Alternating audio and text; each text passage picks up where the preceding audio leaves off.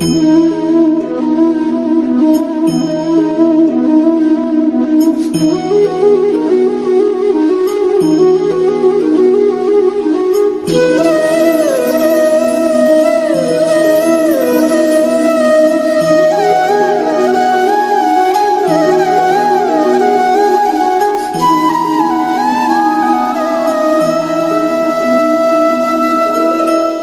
प्रभुपाद की जय। गृहस्थ धर्म पार्ट 4 भाग चौथा। मुझे ऐसे लगता है कि एक बार रिवाइज करना चाहिए जो हुआ है 5 मिनट में, 5 मिनट्स में जो हुआ है वो रिवीजन करना चाहिए। ऐसे तो वो रोज रिवीजन करने का विषय था, बट अभी रोज नहीं किया होगा आपने, तो आज तो कर ही लेते हैं नहीं। आप कुछ बोलिए, गृहस्थ धर्म क्या है, क्या करना चाहिए, क्या नहीं करना चाहिए, गृहस्थ धर्म है क्या?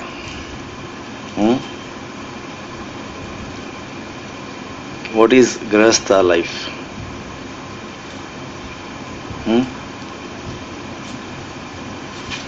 फिर पालन कैसे होगा? गृहस्थ जीवन प्रभुपाद जी की व्याख्या के अनुसार किसको कहते हैं? पहले ही तो दिन बताए थे हमने। गृहस्थ पहली व्याख्या है। आप तो थे नहीं शायद, ऐसा मत कीजिए।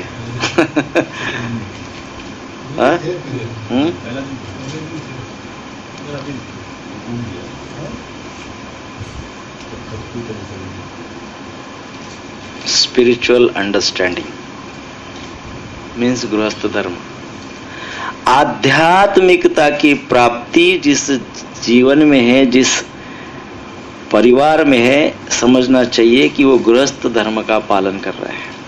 आध्यात्मिक स्पिरिचुअल अंडरस्टैंडिंग, जो लोग आध्यात्मिक समझ के लिए, आध्यात्मिक ज्ञान के लिए प्रयासरत है, समझना चाहिए वो कौन है।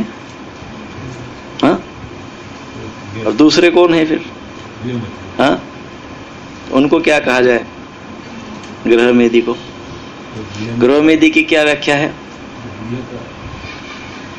जिनके जीवन में स्पिरिचुअल अंडरस्टैंडिंग ही नहीं है, वो कौन है? वो कुछ जानना ही नहीं चाहते, क्या अध्यात्म है, क्या भगवान है, क्या ज्ञान है, क्या है, ये सब कुछ जो जानना ही नहीं चाहते हैं, वो कौन है?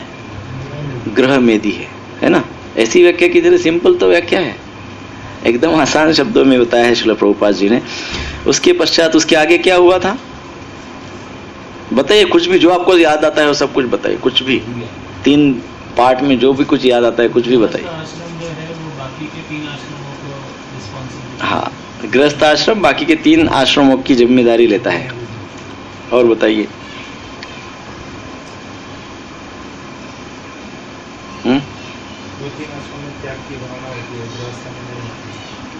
अंतर क्या है? केवल गृहस्थ आश्रम और बाकी 3 आश्रम में अंतर किस बात का है? त्याग। त्याग गृहस्थ के लिए त्याग थोड़ा और अब ये फैन बंद कर दो। हाँ, स्वार्थ की भावना नहीं होनी चाहिए। हाँ, वाणी में वो 3 बातें बताई थी हमने। सात्विक लक्षण है वो 3 बातें, सात्विक गुण है। अदरवाइज राजसिक गुणों से हम भरपूर है, हमारे अंदर बहुत राजसिक बातें हैं, उसको हम करना चाहते कम, तो हमको सात्विक गुणों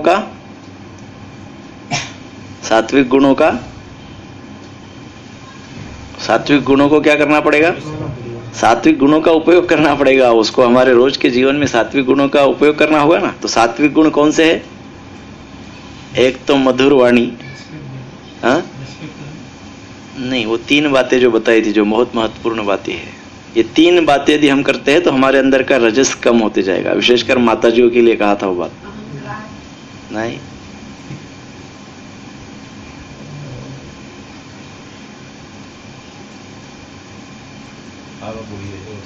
ऐसा नहीं, मैं तो कितने दिन से बोल रहा हूँ फिर क्या फायदा?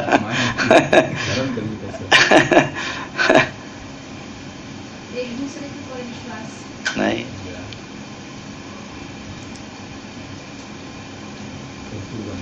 हाँ? हरे कृष्णा कृष्णा कृष्णा हरे हरे, हरे राम राम राम हरे हरे। हाँ? इंद्रिय निग्रह,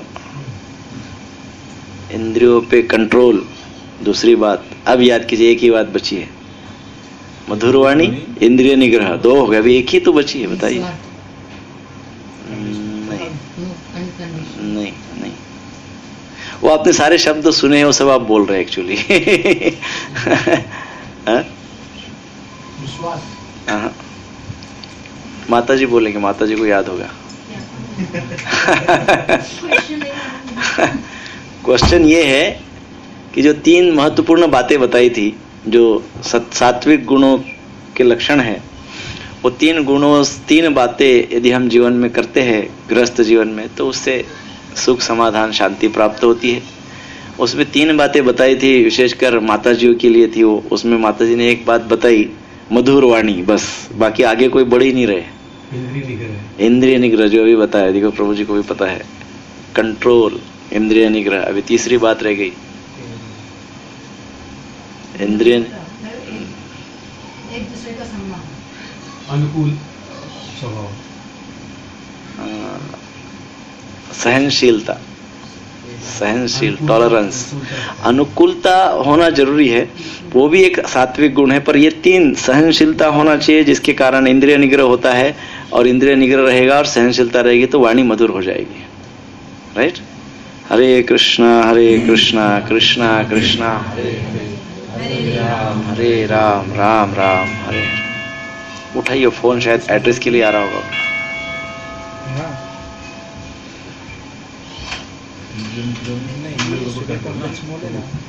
हाँ? उसके बाजू में जो गली अंदर जाता है ना, हाँ, जो और आगे बताइए कुछ। गली, हाँ, थोड़ी देर आपका प्रवचन, फिर हमारा प्रवचन।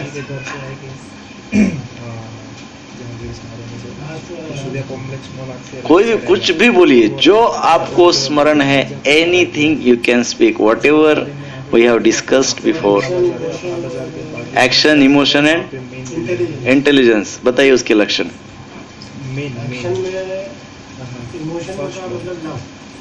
इमोशंस में फीलिंग ऑफ लव, प्रेम भाव होना चाहिए। हमारे इमोशंस में प्रेम भाव होना चाहिए। हमारे एक्शन में क्या होना चाहिए? इमोशनल यदि हम हैं तो हमारे इमोशंस में किसका प्राधान्य होना चाहिए? प्रेम का। हाँ? एक्शन, कर्म, क्रिया, उसमें क्या होना चाहिए? नहीं नहीं नहीं नहीं। Very specific answer. मैंने एकदम VVIMP ऐसा कहा था। Very very important 3 points. हम जो कर्म करते हैं, वो कर्म के अंदर जो इसेंस होना चाहिए हमारे एक्शन का, वो इसेंस क्या है? ट्रू सर्विस, सेवा भाव। यदि हम इमोशनल हो भी जाते हैं, हमारे पास इमोशंस भी है, तो इमोशंस का जो इसेंस है वो क्या होना चाहिए? प्रेम, लव।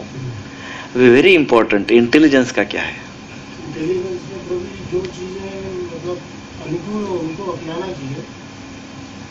मतलब जो अच्छी चीजें, थोड़ा पास में पहुंचे आप, लेकिन थोड़ा एग्जैक्ट डेफिनेशन यदि हो तो बहुत अच्छा। अपने माइंड में दो चीजें हैं कि एक यस किसको बोलना है, किसको नो बोलना है।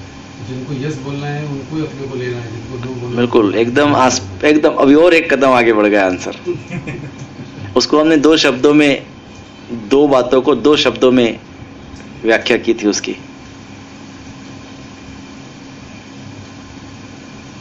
अभी एकदम पास में है, केवल शब्द बताना है। आपने मतितार्थ बताया, उसका अर्थ बताया। हाँ, इंटेलिजेंस मीन्स, बट वो कैसे रिफ्लेक्ट, क्या होना चाहिए उसमें, क्या हमारे इंटेलिजेंस में क्या होना चाहिए, क्या इसेंस, क्या इंटेलिजेंस? नहीं, वो तो उसका क्वालिटी हो गया, वो उसका लक्षण है। बहुत महत्वपूर्ण बात थी। मैं 2 शब्द बताता हूँ, फिर आप उसको व्याख्या कीजिए। Higher level of life and lower level of life, ऐसा कुछ बोला था मैंने? Higher level of life and lower level of life, इसका डिस्क्रिमिनेशन होना चाहिए। इसका डिस्क्रिमिनेशन होने के पश्चात हायर लेवल ऑफ लाइफ को प्राप्त करने के लिए हमने अपने इंटेलिजेंस का उपयोग करना चाहिए, उसके लिए लालायित होना चाहिए। और हायर लेवल ऑफ लाइफ क्या है? Spiritual life. सो बुद्धि, हमारे इंटेलिजेंस का इसेंस क्या है? हमारे इंटेलिजेंस का इसेंस ये है कि वो always leads to higher level of life. हमारी बुद्धि हमको कहां ले जाती है? हायर लेवल, जीवन के उच्च स्तर पे ले जाती है। यदि कोई जीवन के निचले स्तर पे जा रहा है तो समझना चाहिए कि इसके पास बुद्धि का उपयोग नहीं हो रहा है। So sense of intelligence is to achieve higher level of life, मतलब उच्च कोटि के जीवन को, जीवन के स्तर को प्राप्त करना, ये इंटेलिजेंस का एसेंस है।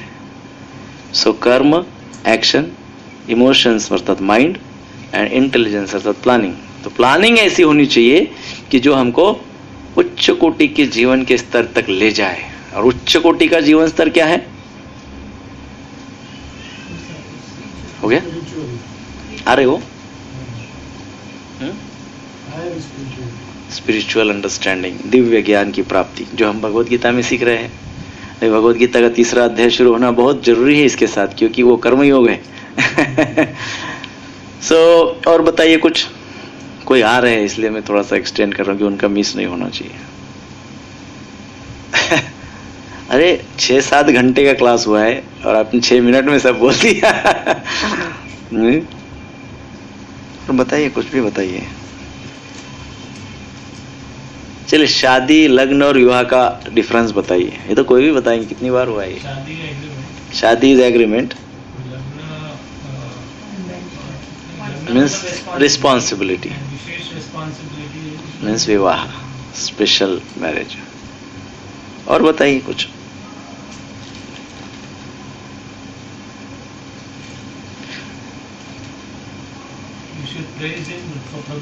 Yes, in private, yes, that also depends on mood. ये समझ गए ना सब? प्रेज इन पब्लिक, प्रशंसा करनी है तो पब्लिक में कीजिए प्रशंसा। पति ने पत्नी की, पत्नी ने पति की। परंतु यदि कुछ बोलना है, चस्टाइज करना है, कुछ भला बुरा बोलना है, तो वो प्राइवेटली करना चाहिए। और वो भी कैसे? बच्चे भी नहीं, हाँ, बच्चे के सामने भी नहीं, हाँ, बच्चों के सामने भी नहीं बोलना चाहिए, मूड देख के करना चाहिए। और आगे बोलिए। एक बहुत महत्व का पॉइंट आप सब लोग मिस कर रहे हैं। Very essence of all 3 lectures, unconditional. What is unconditional? क्या, समझाइए ना उसको जरा थोड़ा सा। अनकंडीशनल शब्द, निस्वार्थ तो बहुत बार सुना है हमने, अभी उसका कुछ अर्थ बताइए। क्या है अनकंडीशनल लव, निस्वार्थ प्रेम? क्या है, कैसे, क्या बताए थे हमने उससे? मैंने ये कहा था कि ये मैं आपको बहुत महत्वपूर्ण बात नेक्स्ट क्लास में बताने जा रहा हूँ, ना लास्ट क्लास में बताए थे। अगर हम भगवान के प्रेम को प्राप्त करना चाहते हैं तो वो प्रेम का पहले प्रदर्शन अपने घर में शुरू करना चाहिए। बिल्कुल। भगवान से यदि हम प्रेम करते हैं और या तो भगवान का प्रेम हम प्राप्त करना चाहते हैं, तो भगवान ने हमको मौका दिया है हमारी टेस्ट लेने के लिए, हमको गृहस्थ बना दिया है। भगवान कहते हैं जरा देखो तो सही एक दूसरे से कितना प्रेम करते हैं। जो सामने रोज है साक्षात उसके साथ कितना प्रेम करते हैं रोज, जरा देखो तो सही, फिर पता चलेगा कि मुझसे कितना प्रेम करते हैं। तो ये हमने कहा था ट्रेलर है। यदि हम भगवान के प्रेम को, उच्च कोटि के प्रेम को प्राप्त करना चाहते हैं तो हमको यह देखना होगा कि हम हमारे घर में कितना प्रेम करते हैं सबसे, विशेषकर पति पत्नी का कितना प्रेम है। वो ट्रेलर है, उसमें पता चल जाता है कि आगे कहाँ जाने वाले हैं, क्या होने वाला है जीवन में। यही पर हमको अभ्यास करना है, यही पर यही सब करना है अभ्यास। और डिसिप्लिन और पनिशमेंट, उसके विषय में कुछ बोलिए। What is the difference between discipline and punishment? Discipline is from own self, मतलब खुद के हिसाब से करते हैं, और punishment forcefully. Discipline is for self improvement, खुद का प्रगति होने के लिए स्वयं की इच्छा से हम उसको स्वीकार करते हैं, और पनिशमेंट कोई हमको करता है, पनिश करता है, कोई हमारी इच्छा के विरुद्ध वो चले जाते हैं हम, तब जाके पनिशमेंट होती है। और देश, किसी अच्छे देश के लिए जो डिसिप्लिन में उद्देश्य होता है, वैसे पनिशमेंट में भी उद्देश्य होता है पनिश करने वाले का, परंतु फोर्सफुली होता है। हाँ, और मैं कई बार बोला हूँ, आप नोट्स एक एक पॉइंट लिखा कीजिए। मैं नोट्स लिखता हूँ तो आपने भी लिखनी चाहिए। एक एक पॉइंट भी आप लिखे ना तो हफ्ते में एक दिन 10 मिनट में पूरा रिवीजन होता है। हाँ, डिसिप्लिन, जितना डिसिप्लिन रहेंगे उतना हमारा life higher level, higher stages पे जाते रहेंगे। और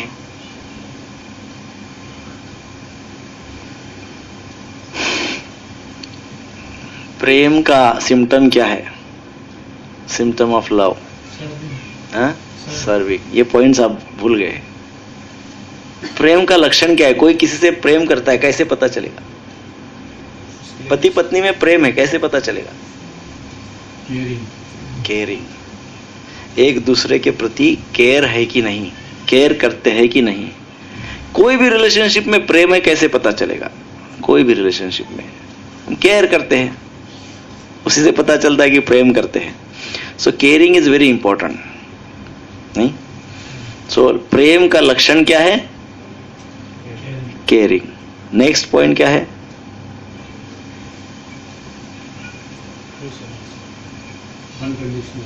फ्रेंडलीनेस। हमने ये कहा था कि husband wife means intimate friends. वो फ्रेंडशिप है क्या दोनों में? पति और पत्नी में फ्रेंडशिप है क्या? कैसे पता चलेगा फ्रेंड्स है कि नहीं है? भूल गए तो क्या प्रैक्टिस की होगी?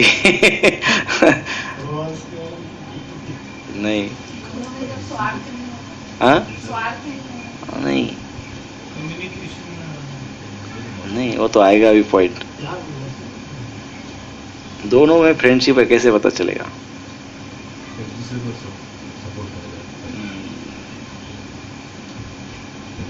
No domination. दो फ्रेंड होते हैं, क्या वो एक दूसरे को डोमिनेट करते हैं? नहीं, वो क्या करते हैं? फ्रेंडली लेवल पे, फ्रेंड, मित्रता की साक्ष्य स्तर पे, मित्रता की स्तर पे क्या करते हैं? विदाउट डोमिनेशन चर्चा करते हैं। यदि कोई उनको अच्छी बात भी नहीं लगी तो भी डोमिनेट नहीं करते हैं, प्रकट करते कि ये सब खराब है, ये सब तुम्हारी बेकार बात है, ऐसे बोल देते हैं, बट डोमिनेशन नहीं रहता है उसमें। वो फ्रेंडलीनेस का सिम्टम है। सो पति पत्नी में फ्रेंडलीनेस है, it means they don't dominate each other. कोई भी एक दूसरे को डोमिनेट नहीं करते हैं। ये हुआ है लास्ट टाइम। और आगे मैंने 4-5 पॉइंट बताए थे।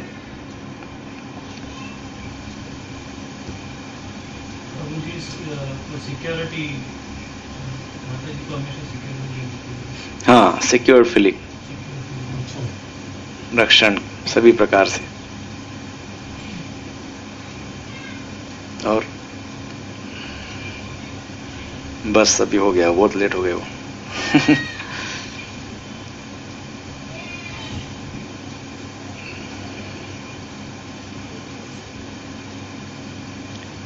डिवोशन, 4 चीजें बताई थी हमने। Love, friendliness, devotion and compassion. Right? फिर से क्या है बताइए? 4 बातें। रिलेशनशिप में 4 बातें होनी चाहिए। कौन सी 4 बातें?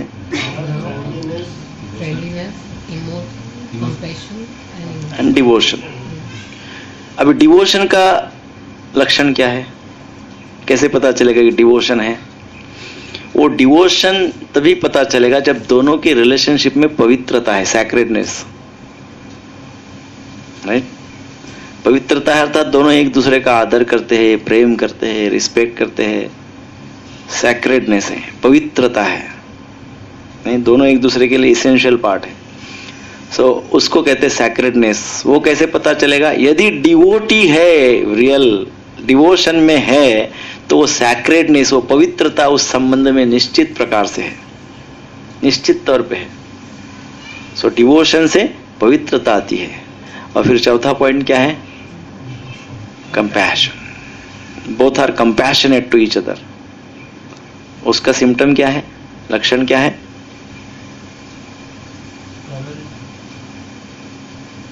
हाँ थोड़ा बहुत, बट एग्जैक्ट वर्ड फॉरगिवनेस। यदि कंपैशनेट है तो फॉरगिव करेंगे, छोड़ो जाने दो ना, क्या चलते रहता है, उसी पॉइंट को लेके पीसते नहीं बैठेंगे, राइट। सो अभी इस प्रकार से हमने ये सब पॉइंट्स अभी तक देखे हैं। आप उसको फ्लैशबैक बीच में किया कीजिए थोड़ा बहुत। 10 मिनट में तो पूरा रिवाइज होता है। मैं अखे 10-12 चैप्टर भगवद गीता के 10 मिनट में रिवाइज कर लेता हूँ, क्योंकि मेरे पास नोट्स रहते हैं ऐसे, और कुछ भी नहीं रहता उसमें, एक शब्द लिखा रहता है, वो शब्द ऐसा एक क्रॉस आ गया कि वो पूरा स्मरण हो जाता है क्या क्या हुआ है। तो वैसा पॉइंट होना चाहिए। आज हम नवीन विषय की चर्चा, जो अंतिम विषय है इस सीरीज का, वो है 12 principles for successful Krishna conscious family life. 12 तत्व है कृष्ण कॉन्शियस जीवन के, कृष्ण भावना भावित वैवाहिक जीवन के 12 तत्व। इसमें पहला तत्व है, मैं पहले 12 के 12 पढ़ता हूं। इसमें पहला तत्व है अलाइनमेंट विद श्रील प्रभुपाद। बहुत महत्वपूर्ण है, बेस ऑफ ऑल तत्वाज। अलाइनमेंट विद श्रील प्रभुपाद, अर्थात श्रील प्रभुपाद जी ने जो इंस्ट्रक्शंस हमको दी है उसके अनुसार जीवन यापन हो रहा है क्या, नहीं हो रहा है तो अलाइन करो उसको, अलाइनमेंट करो उसकी। यहां वहां डग आ रहा है लाइफ में, उस डग को अलाइन करो यूनिफॉर्म, किसके साथ? श्रील प्रभुपाद जी के इंस्ट्रक्शंस के साथ। So alignment with Srila Prabhupada.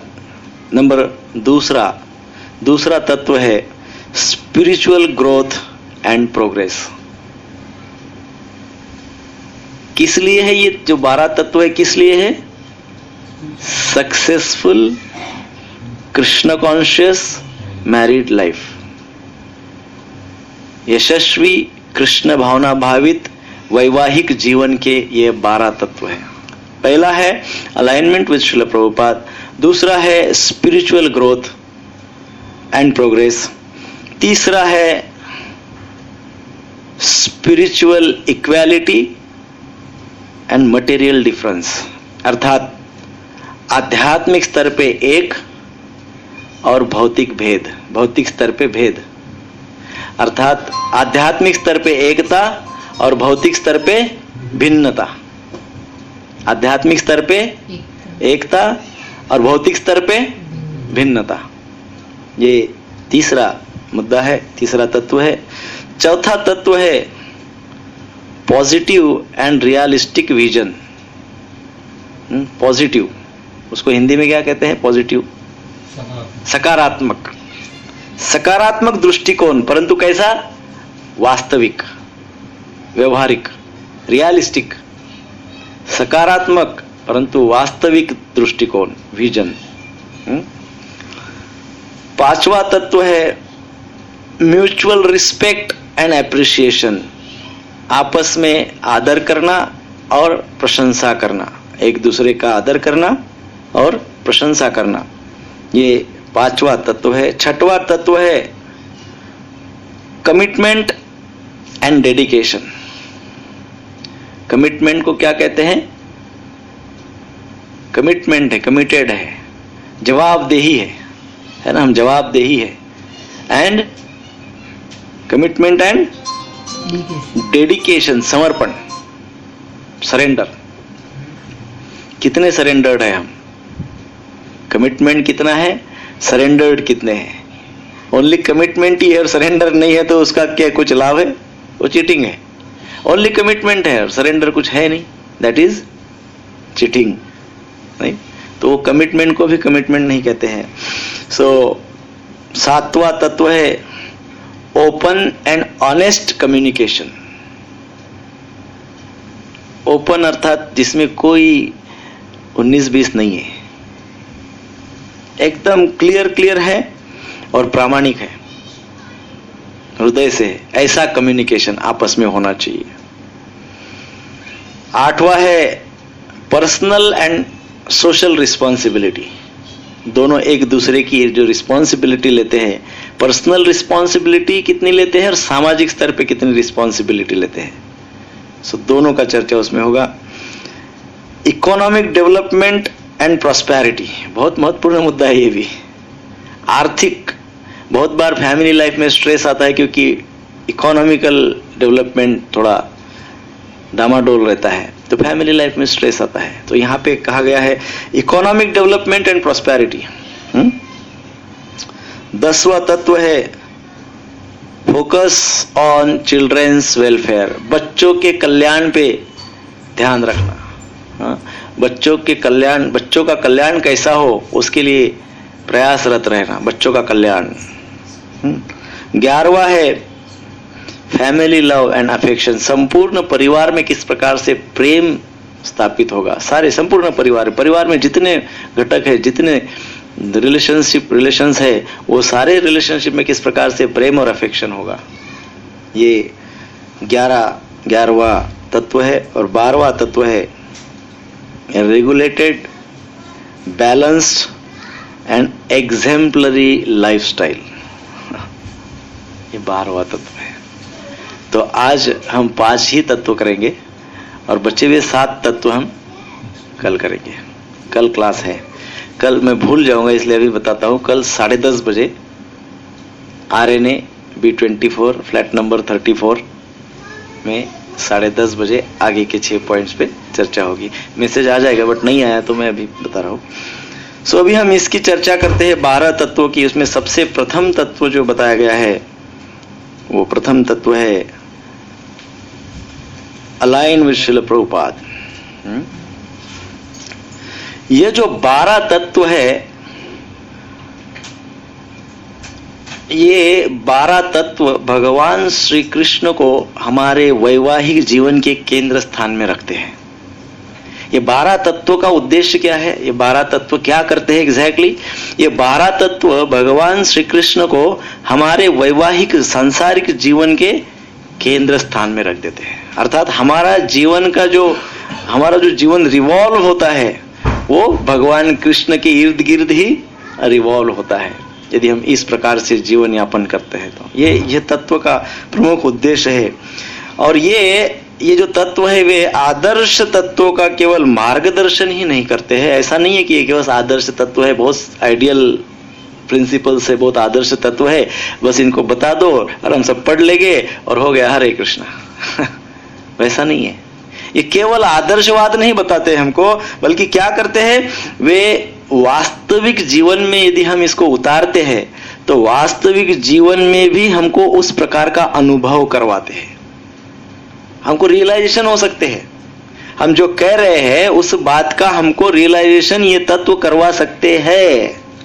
Happy married life हो सकता है, कृष्ण कॉन्शियस मैरिड लाइफ हो सकता है, सक्सेसफुल मैरिड लाइफ हो सकता है, आनंदमय, प्रेममय, उत्साहमय वैवाहिक जीवन हो सकता है।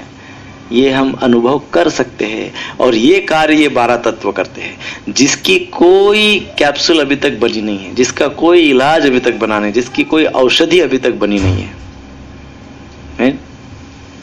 हरे कृष्णा कृष्णा कृष्णा हरे हरे, हरे राम राम राम हरे हरे। हमको उस प्रकार का ही तो जीवन चाहिए ना। हम सबको नहीं चाहिए वैसा जीवन। कैसा जीवन चाहिए हमको? हाँ, एकदम बढ़िया चाहिए। कैसा बढ़िया? अर्थात एकदम परफेक्ट चाहिए। हमको जो चाहिए वो चाहिए। हमको जो प्राप्त करना है वो प्राप्त ही करना है, राइट? हमको सब कुछ चाहिए। जो कुछ भी हमको चाहिए यशस्वी जीवन के लिए, वो सब हमने प्राप्त करना, यदि हम प्राप्त करना चाहते हैं तो ये 12 तत्वों का विशेष अध्ययन करके उसको आत्मसात करना होगा। और जहां तक प्रेम और आनंद से यदि हम उनका स्वीकार करते हैं, बड़े प्रेम और आनंद से, स्ट्रेस से नहीं, बड़े प्रेम से और बड़े आनंद से यदि हम उसका स्वीकार करते हैं तो सुखी, आनंदी और उत्साही पारिवारिक जीवन तो हमको मिलेगा ही, परंतु साथ में ही हमारे परिवार के साथ साथ हमारे इस समाज का भी कल्याण होगा। हमारे परिवार के साथ साथ, पारिवारिक जीवन के साथ साथ, सांसारिक जीवन के साथ साथ हमारे समाज का भी कल्याण होगा, क्योंकि हम समाज का एक भाग है ना, हम समाज का एक पार्ट है कि नहीं? तो हमारा कल्याण होगा तो समाज का भी कल्याण होगा ना। तो अल्टीमेटली क्या है ये? स्वार्थ और परमार्थ दोनों सिद्ध हो जाएंगे, समाज का भी कल्याण हो जाएगा। इसलिए इन तत्वों को बड़े ध्यान से समझना चाहिए और अप्लाई करने का प्रयास करना चाहिए। श्रील प्रभुपाद जी उनके शिष्यों को बहुत एनकरेज करते थे। किसके लिए? प्रभुपाद जी कहते थे कि आप अपनी बुद्धि का उपयोग करो। कब और कैसे? इस बात को प्रभुपाद जी बहुत इंसिस्ट करते थे। अपने शिष्यों को कहते थे कि अपने बुद्धि का उपयोग करो। कब? जब डाइवोर्स सिचुएशन है। ऐसी सिचुएशन है जो हम समझ ही नहीं पा रहे हैं, बड़ी डाइवोर्स सिचुएशन है, बड़ी विविधता है उस परिस्थिति में। ऐसे डाइवोर्स सिचुएशन में आपने बुद्धि का उपयोग करना चाहिए। और वो उस प्रकार से यदि हम बुद्धि का उपयोग करते हैं तो क्या होगा? तभी हम पीसफुली साथ में रह सकते हैं। सो प्रभुपाद जी इनडायरेक्टली यह बात कह रहे हैं कि यदि हम हमारे बुद्धि का उपयोग करते हैं डाइवर्स सिचुएशन में, विचित्र विपरीत परिस्थिति में यदि हम बुद्धि का उपयोग करते हैं तो उसका लाभ यह हो सकता है कि ऐसी परिस्थिति में भी हम शांति का अनुभव कर सकते हैं, बुद्धि का उपयोग यदि हम करते हैं तो। देखिए, जब सिचुएशन गंभीर हो जाती है तो सबसे पहला काम यह होता है कि हम बुद्धि का उपयोग करते ही नहीं, हम इमोशनल हो जाते हैं। हम इमोशन के स्तर पे आके सारे निर्णय लेते हैं, सारे इमोशनल डिसीजंस होते हैं, सारे के सारे उस समय। इसलिए Prabhupada ji encourages his disciple to use their intelligence to apply spiritual principles in diverse situation as a means to live together peacefully. So Prabhupada ji कहते हैं कि अपने बुद्धि का उपयोग करो। कैसे बुद्धि का उपयोग कर सकते हैं हम?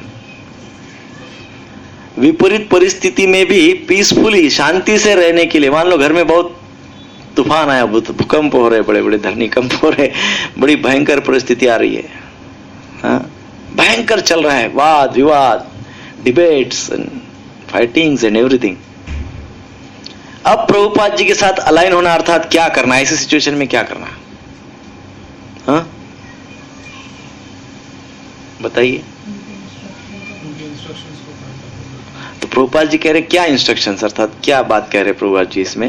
प्रभुपाद जी कह रहे कि आप अपने बुद्धि का उपयोग करें।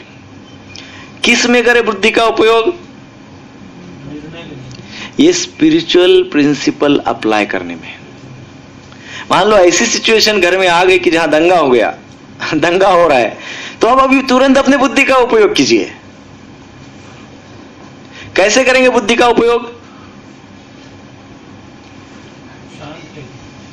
कैसे? प्रभुपाद जी कह रहे बाय अप्लाइंग स्पिरिचुअल प्रिंसिपल्स। वो भी हम बताएंगे। स्पिरिचुअल प्रिंसिपल को अप्लाई कीजिए, जिसमें कि कुछ पहले हुए हैं। स्पिरिचुअल प्रिंसिपल्स क्या है? What are spiritual principles? अभी तो 3 बताए, action, emotion and intelligence. What is the essence of action? True service, this is spirituality. True service, सेवा। Emotions, true love. Intelligence, higher level of life, mean spiritual life. So ऐसे जब कुछ ऐसी situation create होती है तो अपनी बुद्धि से इन स्पिरिचुअल प्रिंसिपल को अप्लाई करना चाहिए। ऐसे ही सिचुएशन में अप्लाई करना चाहिए। That point of time you apply your intelligence. वहीं पे तो रियल इंटेलिजेंस लगता है। वहां पे बुद्धि लगाइए और बुद्धि लगा के ये सोचिए कि यहां कौन सा प्रिंसिपल भी अप्लाई हो रहा है। स्पिरिचुअलिटी का कौन सा प्रिंसिपल यहां पे अप्लाई हो रहा है? क्या मैं am I getting more emotional? यदि हाँ तो उसमें क्या होना चाहिए? What is the essence of emotion? Love, true love. So ऐसे बहुत सारे प्रिंसिपल्स है जो और आगे चर्चा हो सकती है। इवन कर्मयोग में भी आएंगे कुछ प्रिंसिपल्स, उसमें तीसरे अध्याय में भी आएंगे किस प्रकार से कर्म एक्शन होनी चाहिए। सो महत्वपूर्ण बात, प्रभुपाद जी के साथ अलाइन होना, अर्थात जब भी ऐसी दंगे की परिस्थिति निर्माण होती है वैवाहिक जीवन में, इस प्रकार से उथल पुथल होती है, इस प्रकार से झगड़े होते हैं या कुछ भी इस प्रकार से होता है विपरीत, तब हमारे बुद्धि का पूरा उपयोग करके स्पिरिचुअल प्रिंसिपल्स को अप्लाई करना चाहिए। हमने कई बार देखा है ऐसे सिचुएशन में लोग उल्टा करते हैं, एग्जैक्टली उल्टा हो जाते हैं। इधर कोई बार के दुकान में बियर बार में जाके बार पीता है, बियर पीता है या कोई स्मोकिंग करता है या कोई झगड़ा करके निकल जाता है घर से, आता ही नहीं वापस 2-4 महीने, ऐसे सब कुछ होता है। अर्थात ऐसी सिचुएशन में व्यक्ति क्या करता है, मटेरियल प्रिंसिपल अप्लाई करता है। प्रभुपाद जी के साथ अलाइन होने का अर्थ यह है कि ऐसे ही सिचुएशन में हमको स्पिरिचुअल प्रिंसिपल अप्लाई करना चाहिए। दैट्स व्हाट प्रभुपाद जी उन अपने शिष्यों को इंस्ट्रक्शन दे रहे हैं। ये प्रभुपाद जी की इंस्ट्रक्शंस है, सीधे सीधे, है ना। प्रभुपाद जी ने ऐसे बहुत सारे डाइवर्स सिचुएशन को हैंडल किया है। प्रभुपाद जी ने स्थिति काल परत्व, जैसी स्थिति है उस स्थिति के अनुसार प्रत्येक जगह पे स्पिरिचुअल प्रिंसिपल अप्लाई किए हैं, प्रत्येक जगह पे, इवन मिशन में, प्रचार में, सब जगह पे प्रभुपाद जी ने डाइवर्स सिचुएशन में स्पिरिचुअल प्रिंसिपल को अप्लाई किया है। अब डाइवर्स सिचुएशन आप देखिए, जैसे वेस्टर्न कंट्रीज में, जैसे इंडिया में देखा जाए, अभी हमारा गृहस्थ धर्म विषय चल रहा है, पति और पत्नी, इसलिए स्त्री और पुरुष का विषय है। तो आप देखिए भारत में माता जी मंदिर की पृष्ठ नहीं हो सकती, अभी चल रहा है सब कुछ लेकिन स्त्री मंदिर नहीं करते हैं कि वो पृष्ठ नहीं होंगे। प्रभुपाद जी ने क्या किया अमेरिका में, आपको पता है, कई मंदिरों के पृष्ठ माता जी लोग हैं, अर्थात डीटी वर्शिप करते हैं, बहुत कुछ ये करते हैं। प्रभुपाद जी ने ऐसे किया है। सिचुएशन डाइवर्स है, बड़ी विचित्र सिचुएशन है, परंतु उस सिचुएशन में प्रभुपाद जी ने स्पिरिचुअल प्रिंसिपल कौन सा अप्लाई किया है, जीवेर स्वरूप है कृष्ण नित्य दास। ये जीव है, उसका तो स्वरूप कृष्ण दासत्व ही है, कृष्ण का दास्यत्व ही है। परंतु वही प्रिंसिपल प्रभुपाद जी ने इंडिया में अप्लाई नहीं किया है। इंडिया में कुछ नियम है, कुछ स्थिति है, कुछ स्थिति काल परत्वे, परंतु प्रत्येक जगह पे प्रभुपाद जी ने हर डाइवर्स सिचुएशन में स्पिरिचुअल प्रिंसिपल अप्लाई किया है। वही बात प्रभुपाद जी अपने शिष्यों को कहते हैं कि any diverse situation try to apply spiritual principle. देखिए ये बहुत महत्वपूर्ण मुद्दा है, बहुत गंभीर मुद्दा है ये। हमारा सबसे बड़ा फॉल डाउन यदि कराने वाला कोई मुद्दा है तो वो यही है, क्योंकि हमारी परीक्षा कब होगी, हम स्पिरिचुअली कितने एडवांस है, हम आध्यात्मिक स्तर पे कहां पे है, इसकी परीक्षा कैसे होगी।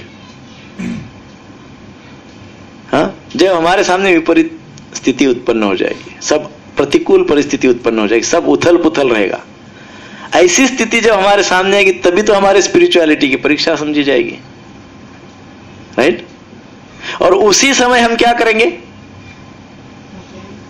उसी समय हम भौतिक प्रिंसिपल अप्लाई करेंगे, तो वहां पे हम फेल होके हमारा पतन हो जाएगा, फॉल डाउन हो जाएगा। Diverse situation, difficult situation, tough situation, ऐसा समय में हमको आध्यात्मिक प्रिंसिपल का ही एप्लीकेशन करना है। यह प्रभुपाद जी का इंस्ट्रक्शन है। हरे कृष्णा कृष्णा कृष्णा हरे हरे, हरे राम राम राम हरे। जैसे पति और पत्नी में मतभेद होते हैं, मतभेद तो होते ही है, कोई भी दो व्यक्ति में, हमने इसके पहले भी कहा, कोई भी दो व्यक्ति हो, उन कोई भी दो व्यक्ति में मतभेद है ही है। ऐसे ही पति और पत्नी में बहुत सारे मतभेद होते हैं, बहुत सारे डिफरेंसेस होते हैं। How will you solve it? तो तू मैं करके तो सॉल्व होने वाले नहीं है, दोनों का पतन हो जाएगा, उसमें दोनों का जीवन खराब हो जाएगा। हाँ, स्पिरिचुअल प्रिंसिपल अप्लाई करना होगा, आध्यात्मिक समझ हमारी वहां पे अप्लाई करनी होगी, स्पिरिचुअल अंडरस्टैंडिंग वहां पे हमको अप्लाई करनी होगी। जैसे उदाहरण है कि मान लो पति को मंदिर जाना है या पत्नी को मंदिर जाना है, और पति को मंदिर नहीं जाना है या पत्नी को मंदिर, कोई एक को मंदिर जाना है और कोई दूसरे को मंदिर नहीं जाना है, नहीं जाए। किसी की एकदम स्फूर्त भाव जागृत हो गया और चलो मंदिर का दर्शन करके आते हैं, और दूसरे का स्फूर्त भाव ये हो गया कि नहीं नहीं चलो सिनेमा जाके आते हैं। डाइवोर्स सिचुएशन, एकदम प्रतिकूल परिस्थिति। कौन सा स्पिरिचुअल प्रिंसिपल अप्लाई करेंगे, क्या करेंगे? सोचिए जरा क्या करेंगे। हरे कृष्णा कृष्णा कृष्णा हरे हरे, हरे राम राम राम एक हरे। पिक्चर देखने चला जाएगा, एक मंदिर चला जाएगा। तो ऐसे ही दूसरे दिन दूसरी एक्टिविटी होगी, फिर दोनों एक्टिविटीज, एक वो करेगा एक वो करेगा। 3-3 घंटा पहला दिन, दूसरा घंटा 5-5 घंटा, दूसरे दिन 5-5 घंटा, तीसरे दिन 15-15 घंटा, चौथे दिन अलग ही दोनों दिखेंगे ही नहीं एक दूसरे को। और 2-3 दिन बाद दिखेंगे, अरे हाँ ऐसे, क्योंकि ये तो टूटने वाली बात हो गई। क्या समझौता किया जा सकता, कैसे समझौता किया जा सकता? एक को जुटना पड़ेगा। हाँ? ना मंदिर जाएंगे ना फॉलो करना चाहिए कि हमारे आध्यात्मिक नहीं, फिर तो आध्यात्मिक भी कैंसिल हो जाएगा। मंदिर नहीं जाएंगे, मंदिर जाके फिर सिनेमा जाना, पर उनको एक को नहीं आना है ना मंदिर में। मंदिर भी नहीं, सिनेमा भी नहीं, घर में बैठ के माला करना। हरी बोल, बहुत सुंदर उत्तर है। प्रभुपाद जी ने लगभग ऐसा ही कुछ कहा है। प्रभुपाद जी कहते हैं कि अपने घर को मंदिर बनाइए और फिर थोड़ी देर सोचिए, घर को मंदिर बनाइए और कहिए कि नहीं मुझे 10 मिनट केवल एक श्रवण करना है, कुछ एक लेक्चर सुनना है या 2 माला 4 माला जप करना है या कुछ श्रवण करना है। तो पत्नी या पति को, जिसको सिनेमा जाना है, उसको 10-20 मिनट आधा घंटा तो बैठना ही पड़ेगा। समहाउ आधे घंटे में आप कुछ ऐसी स्पिरिचुअल बात कीजिए, ऐसी स्पिरिचुअल एक्टिविटीज कीजिए। जैसे प्रभुपाद जी कहते हैं कि घर का मंदिर बनाइए। मंदिर में क्या होता है? घर को मंदिर बनाइए, ऐसे प्रभुपाद जी कहते हैं। मंदिर को घर नहीं बनाइए, घर को मंदिर बनाइए। तो मंदिर में क्या होता है? श्रवण और कीर्तन। विशेष बात, श्रवणम कीर्तनम विष्णु स्मरणम पाद सेवनम, है ना, आचरणम दास्यम आत्मनिवेदन, नवधा भक्ति। सो श्रवण और कीर्तन मंदिर में होता है। तो क्या कीजिए, नहीं जाना है मंदिर, ठीक बात है, कोई बात नहीं, सिनेमा जाएंगे लेकिन 10-20 मिनट, आधा घंटा 1 घंटा पे समय है, उसमें से आधा घंटा श्रवण कर लेंगे कुछ, है ना। परंतु जब हम अच्छे भाव से श्रवण स्वयं करते हैं तो दूसरों के ऊपर उसका प्रभाव पड़ता है।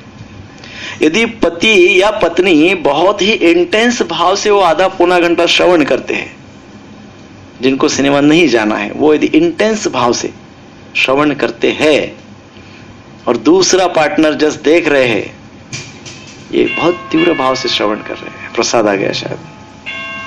वो ये इंटेंस भाव वाला जो है, जिसको सुनना है लेक्चर में, बोला है कि लेक्चर वो उनको प्रसाद वाला, हाँ, जिसको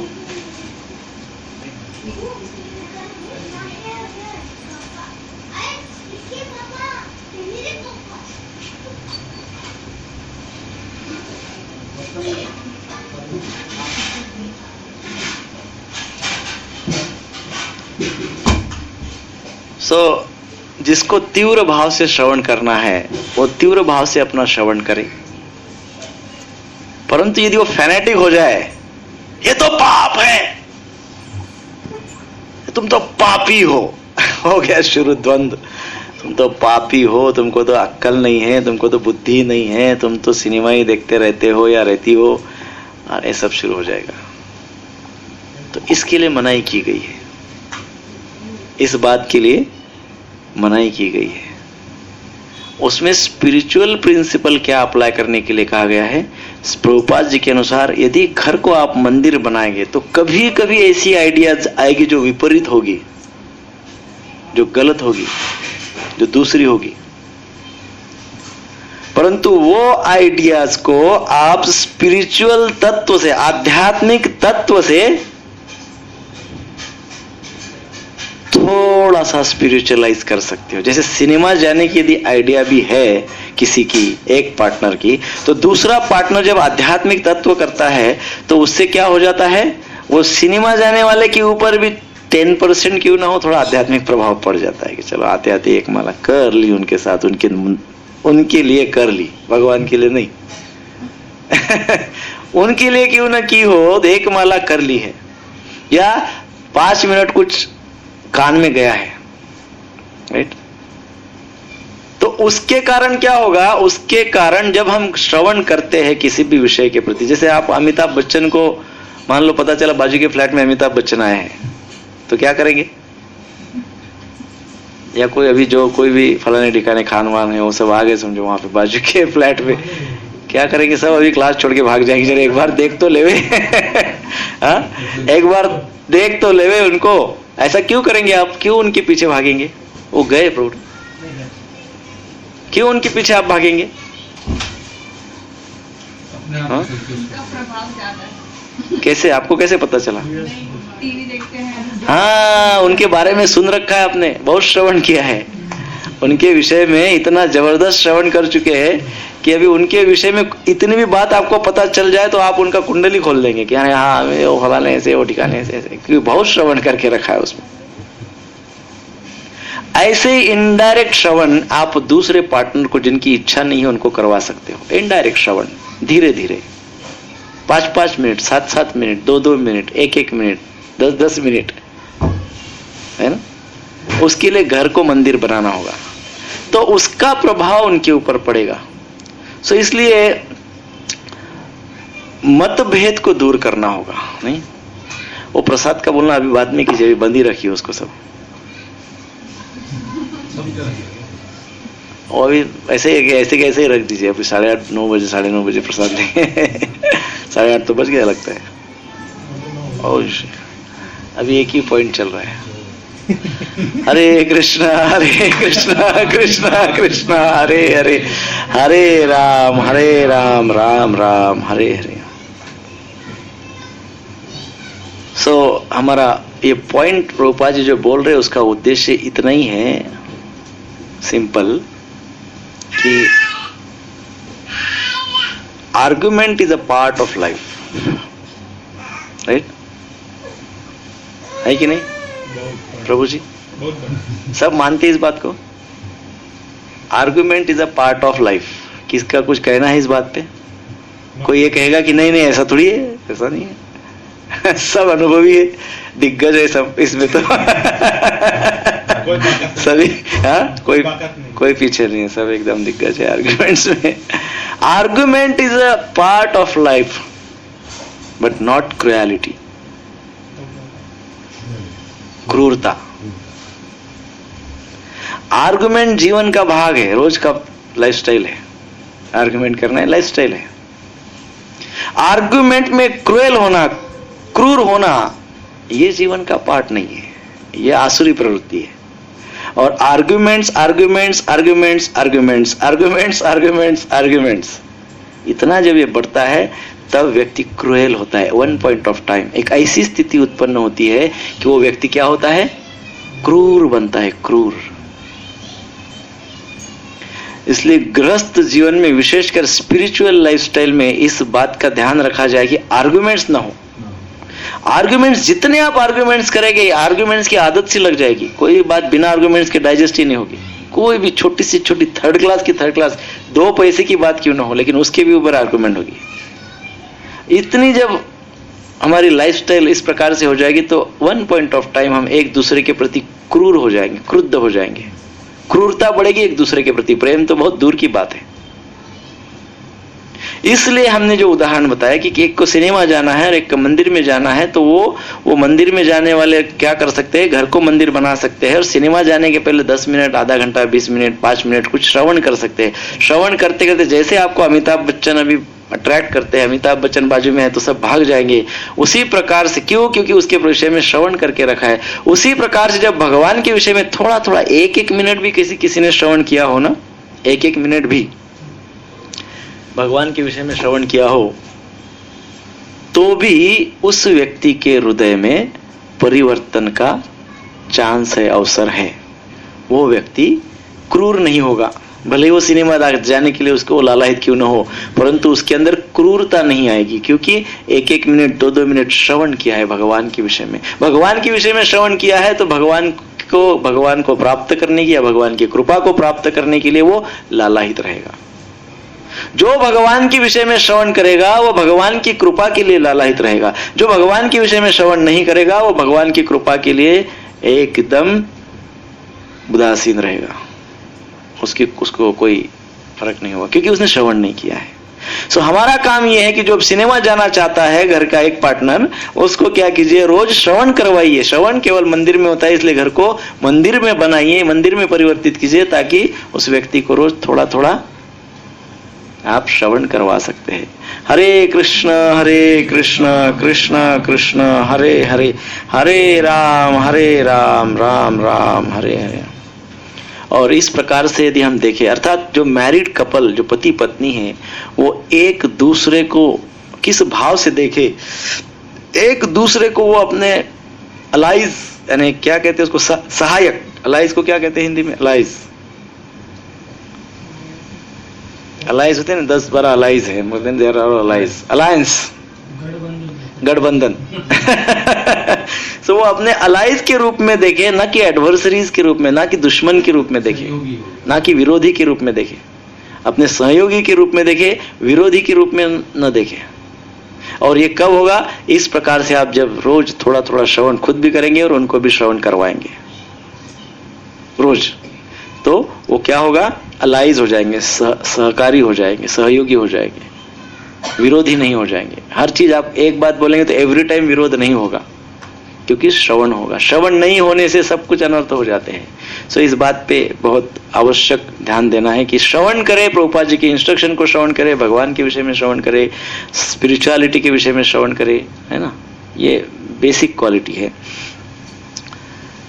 अब क्या परहेज करना है ना, वैवाहिक जीवन में प्रभुपाद जी के नियमों को अप्लाई करने के लिए कुछ परहेज है। वो नियम को बहुत अच्छी तरह से हम अप्लाई कर सकते हैं, प्रभुपाद जी के जो इंस्ट्रक्शंस है उसको बहुत अच्छे से आचरण में ला सकते हैं, परंतु उसके लिए कुछ परहेज करनी पड़ेगी। वो परहेज क्या है? नंबर 1 परहेज, फर्स्ट, अवॉइड क्रिटिसिज्म। क्रिटिसाइज करना बड़ी बेकार आदत है, ये एकदम 3rd क्लास की आदत है। इतनी कुछ लोगों को आदत होती है कि हर वाक्य, हर शब्द पे क्रिटिसाइज करना शुरू हो जाते हैं, हर शब्द पे क्रिटिसिज्म। Avoid that. जैसे उदाहरण, मान लो पति पत्नी कहीं मार्केट में गए, पति को या पत्नी को बहुत अच्छा शर्ट लगा, वेरी गुड, बहुत अच्छा, I like it so much, बहुत अच्छा लगा। तुरंत दूसरा पार्टनर क्या बोलता है, क्या स्टूपिड लुकिंग शर्ट ले रहे हो, सो स्टूपिड। देखो, एक व्यक्ति को इतना अच्छा लगा है वो शर्ट, और दूसरा व्यक्ति इमीडिएट देखते से क्या बोला, what a stupid you are doing, stupidity you are doing, कितना मूर्खतापूर्ण शर्ट ले रहे हो, मूर्ख हो क्या, पागल हो क्या, 2-4 वाक्य निकल, इतना क्रिटिसिज्म हो जाता है। ऐसे होता है कई बार, कई लोगों को इसका अनुभव होगा, पर होता है यह। तो finding faults in others behaviour, दूसरों के आचरण में फॉल्ट्स देखते रहना, विशेषकर कपड़े या उनके दूसरे खाने पीने के चॉइसेस या अदर चॉइसेस, दूसरों के जो भी कोई अदर चॉइसेस है, खान पान, कपड़ा, रहना सहना, सब कुछ, इसमें नित्य फॉल्ट फाइंड करना और उनको मूर्ख समझना ये क्रिटिसिज्म का एकदम सबसे भयावह रूप है पति पत्नी के जीवन में। इट लीड्स टू डोमिनेशन, और जब वो बढ़ेगा तो फ्रेंडशिप टूट जाएगी, फ्रेंडशिप नहीं रहेगी, वो फॉर्मेलिटी रहेगी रिलेशनशिप में, केवल फॉर्मेलिटी रहेगी, कोई फ्रेंडशिप नहीं रहेगी, that is for sure. So criticize नहीं करना चाहिए।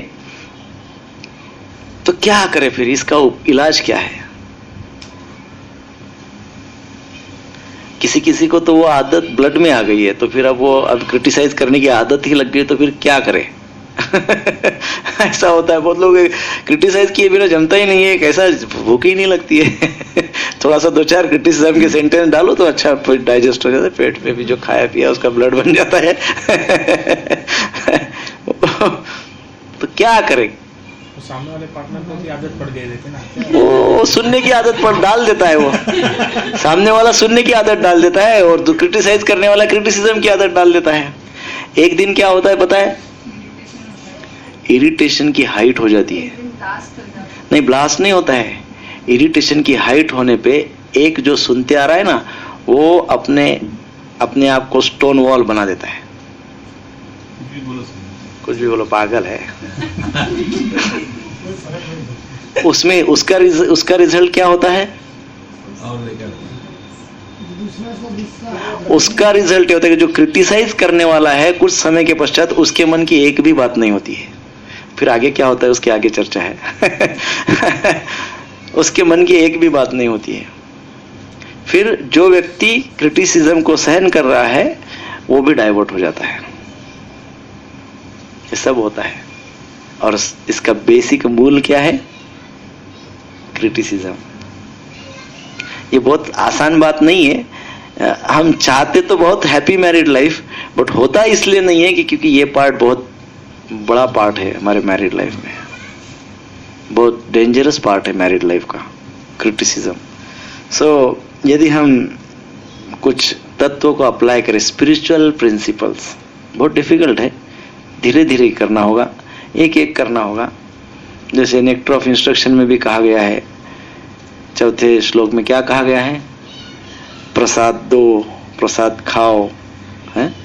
दूसरों को, भक्तों को प्रसाद दो और भक्तों से प्रसाद पाओ। उनके यहाँ उनको प्रसाद के लिए बुलाओ, उनके घर पे प्रसाद के लिए जाओ। अर्थात क्या?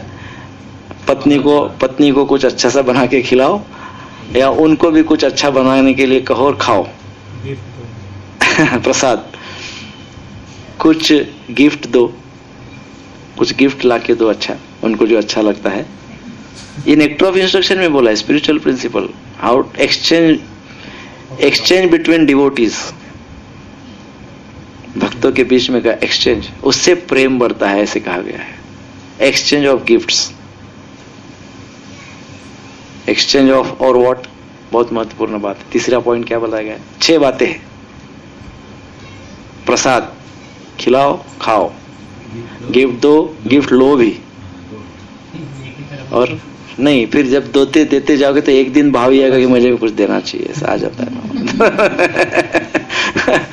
सो एक और बात क्या है? वो नहीं कर देगा। नहीं, वो बराबर है, कुछ इसी टाइप का लेन देन है, लेकिन ज्ञान नहीं, सटल है, सूक्ष्म ही है। वो तो गिफ्ट में आ गया सब, वो सब गिफ्ट में आ गया सब। दूसरों के लिए खर्चा करो, दूसरों को अपने लिए खर्चा करवाओ, वो सब आ गया, गिफ्ट में आ गया सब। बताओ प्रभु जी, बताइए आप। गृहम आच्छति पृच्छति,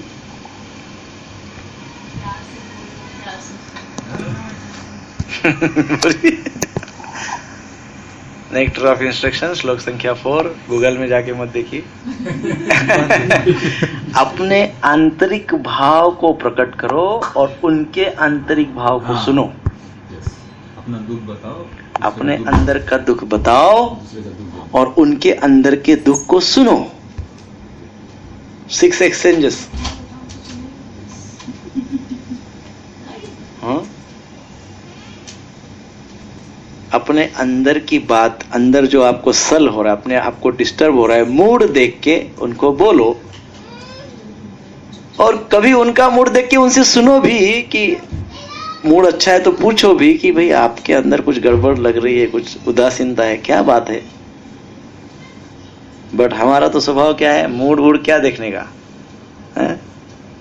खाते हो तो खाओ, नहीं खाते हो तो बाहर जाओ, फर्क पड़ता है? और हमको चाहिए क्या? Happy married life. इतना आसान नहीं है प्रभु जी।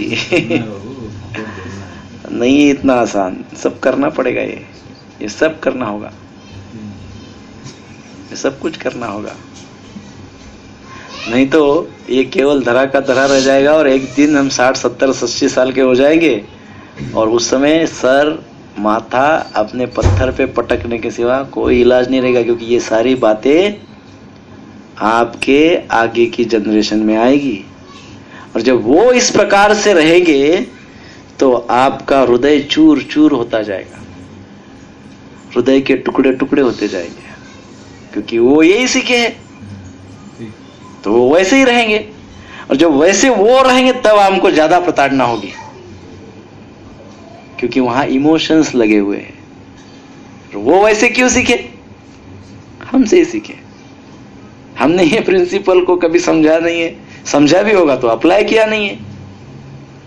सो अपने भाव को प्रकट करो, दूसरों के भाव को समझो, कुछ लेन देन करो, अर्थात प्रसाद खिलाओ, प्रसाद खाओ। ये बहुत महत्वपूर्ण बात है प्रसाद, उससे बहुत सी बातें हल्की हो जाती है। ये एक बात नेक्टर ऑफ इंस्ट्रक्शन में बताई गई है। और श्री चैतन्य महाप्रभु क्या कहते हैं? तृणादपि सुनिचेन तरोरिव सहिष्णुना। उस समय थोड़ी देर के लिए कोई भी एक ये श्लोक याद रखे, कोई भी दोनों में से एक पार्टी वही तकलीफ है। दोनों में से एक यदि इसको स्मरण करे कि नहीं नहीं, ये सब मैं जो भी कर रहा हूं, ये कुछ मैं जिस रास्ते पे जा रहा हूं, मैं जो चाह रहा हूं, मुझे जो चाहिए वो प्राप्त करने के लिए ये जो मैं कर रहा हूं ये एकदम उलट है, ये मेरे जीवन की प्रगति नहीं करवाएगा, ये मुझे अधोगति की ओर ले जाएगा। मुझे क्या होना है? मुझे थोड़ा नम्र भाव प्रकट करना है। इस प्रकार से यदि हम स्पिरिचुअल प्रिंसिपल को अप्लाई करते हैं तो ये जो क्रिटिसाइज करने का जो हमारा फ्रीक्वेंसी है, बार बार हम क्रिटिसाइज करते हैं दूसरे को, वो क्रिटिसाइज करने की फ्रीक्वेंसी थोड़ी सी धीरे धीरे धीरे धीरे कम कम कम कम कम कम होती जाएगी। देखिए प्रभु जी, मूल मुद्दा तो यही है, दूसरा कुछ नहीं है। व्यक्ति पारिवारिक जीवन में, सांसारिक जीवन में, पति पत्नी के जीवन में एक व्यक्ति दूसरे व्यक्ति को अपना अहंकार प्रदर्शित करना चाहता है, वो ईगो प्रदर्शित करना चाहता है, वो ईगो को दिखाना चाहता है। प्रो किस माध्यम से दिखाता है? माध्यम क्या है? ईगो को प्रकट करने का माध्यम है क्रिटिसिज्म। जो व्यक्ति बहुत ज्यादा क्रिटिसाइज करता है दूसरे को, एक पार्टनर दूसरे को बहुत क्रिटिसाइज करता है, इसका अर्थ यह है कि वो अपना अहंकार प्रकट करना चाहता है, बहुत ज्यादा ईगोइस्ट है। क्रिटिसिज्म के अंदर जो सूक्ष्म भाव लेके बैठा है वो है ईगो। इसलिए शास्त्र प्रभुपाद जी की इंस्ट्रक्शन के अनुसार प्रभुपाद जी क्या कहते हैं? स्पिरिचुअल प्रिंसिपल अप्लाई कीजिए। कौन सा? एक तो नेक्टर ऑफ इंस्ट्रक्शन श्लोक संख्या 4 और दूसरा तृणादपि सुनिचेन। इसको कुछ नहीं करना है आपको, ये नहीं कि अरे तृणादपि का ऐसे। जैसे ही हमारे अंदर इस प्रकार से क्रिटिसाइज करने का भाव आ गया, जैसे मुझे लगा कि अभी मैं मेरे पत्नी को क्रिटिसाइज करना एकदम ऐसा, तो तुरंत मैंने कुछ नहीं करना चाहिए। तृणादपि सुनिचेन तरोरिव सहिष्णुना हमारी न मान देना कीर्तनीय सदा हरि हरे कृष्ण कृष्ण कृष्ण हरे हरे हरे राम। करके देखिए प्रभु जी, शब्द में बड़ी शक्ति है। आप सब लोग भक्त है, आप जानते हैं इस बात को। मैं इसीलिए कहा नए लोगों के लिए ये नहीं है, ये जो थोड़े बहुत इस मार्ग में आए हैं उनके लिए ये है, क्योंकि वो इस पॉइंट को जानते हैं। वो उसके पीछे जो चैतन्य महाप्रभु का भाव है, जो शास्त्रों और आचार्यों का भाव है, वो उसको थोड़ा बहुत 5% तो पकड़ ही लेते हैं, 95% नहीं पकड़ेंगे, 5% पकड़ेंगे। परंतु वो जो क्रिटिसिज्म का आवेग है, जो इंटेंसिटी है क्रिटिसाइज करने की, उस क्षण यदि मैं इसको स्मरण करता हूं तो वो इंटेंसिटी थोड़ी 99% होगी तो 60% पे आ जाएगी। और थोड़ी बार और एक रिपीट करते हैं एक बार तो 60% से 30% पे आ जाएगी। कोई इंस्ट्रक्शंस रिवाइज कीजिए, कोई सूचना रिवाइज कीजिए परंपरा में किसी कोई भी आचार्य की या शास्त्र की, तो उससे बहुत फर्क पड़ सकता है। सो हमारे मैरिड लाइफ अर्थात वैवाहिक जीवन के आनंदमय पथ पर सबसे भयंकर बड़ी खाई के रूप में पहली खाई कौन सी है? क्रिटिसिज्म, जो हमको पूरी तरह से घायल कर देती है, डुबा देते हैं हमको। सो क्रिटिसिज्म। दूसरा क्या है?